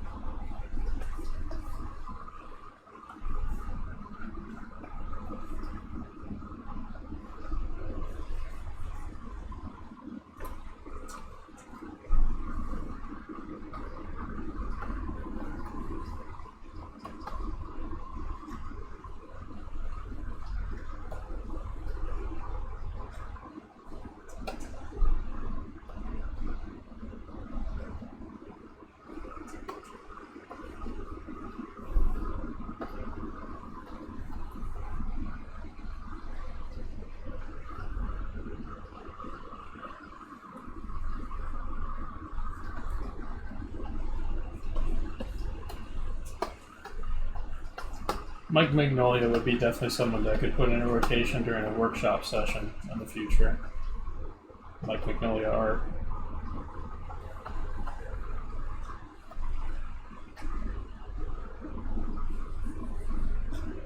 I'm starting to put a lot more like art from artists into workshop rotations, in addition to figure photos. We did some stuff from manga artists before, as warm-up before we started today's class, for example.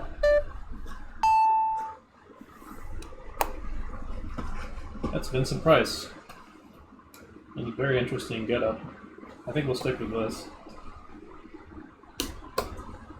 I'm not even sure what that's for. What film that's from or whatever. If anyone can tell me, I'd love to know.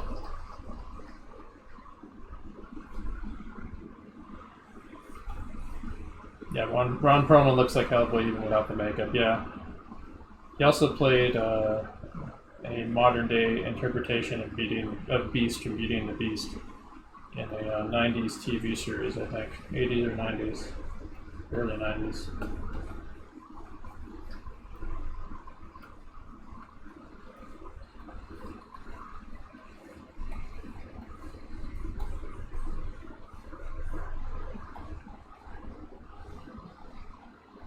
It's like a compassionate,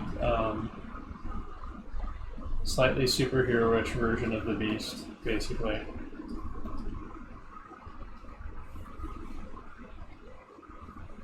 Who's probably to save people in modern times or something, I don't know.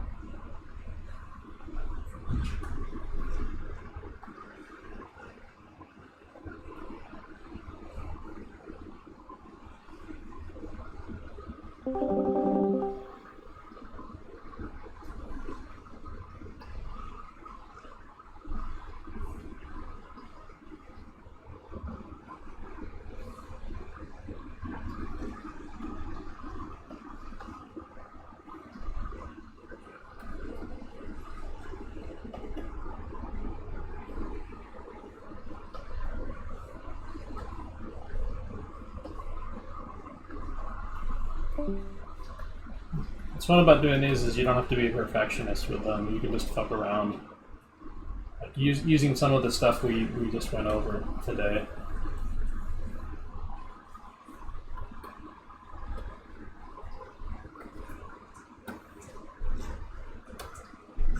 The point of this is to just get people used to just playing with this stuff, really.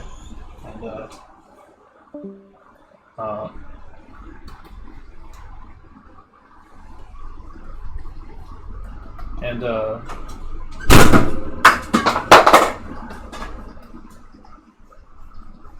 sorry, one second, I had to close the door.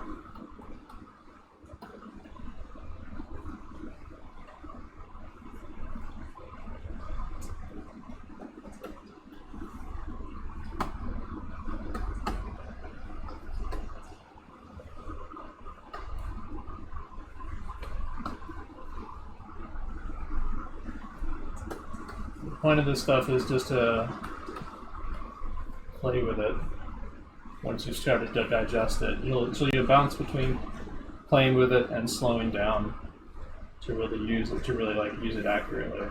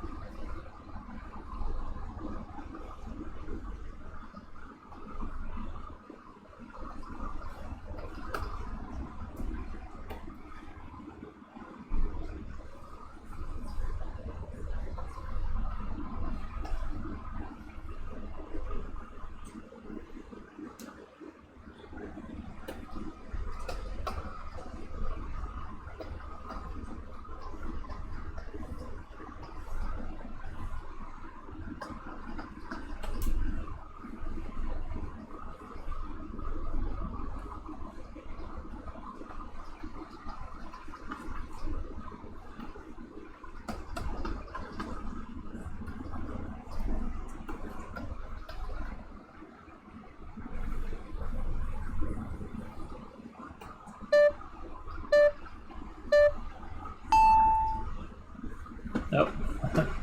Well, I'm going to pause it here. I'm actually done for the evening, but you can do this last one. Well, there. I will put on the congratulations screen after this last one.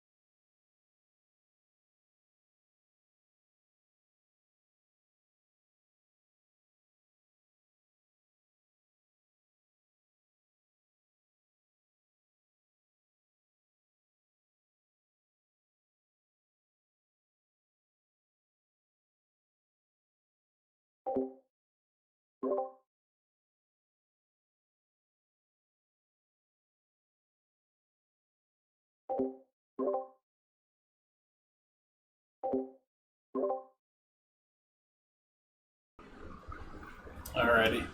Just one more minute on this guy. I had to get up and stretch. I've been drawing for so long today. I'm going to be taking a break for another couple hours or so. I might get some more sketching in.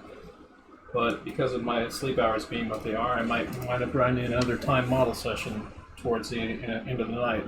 So maybe some of our Euro time zone people will be able to attend that. If I do that, it's not going to be through Twitch, it's going to be through the Discord. But yeah, good session. I'm looking forward to more.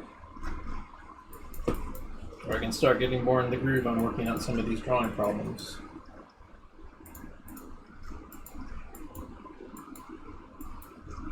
Yeah, this is a little closer likeness of Drac after this bad drawing of Drac. A little bit closer likenesses there. Urban Monster. I wish we had time to stick with him, but I'm gonna have to call it a night on this stuff, so let's get rid of him.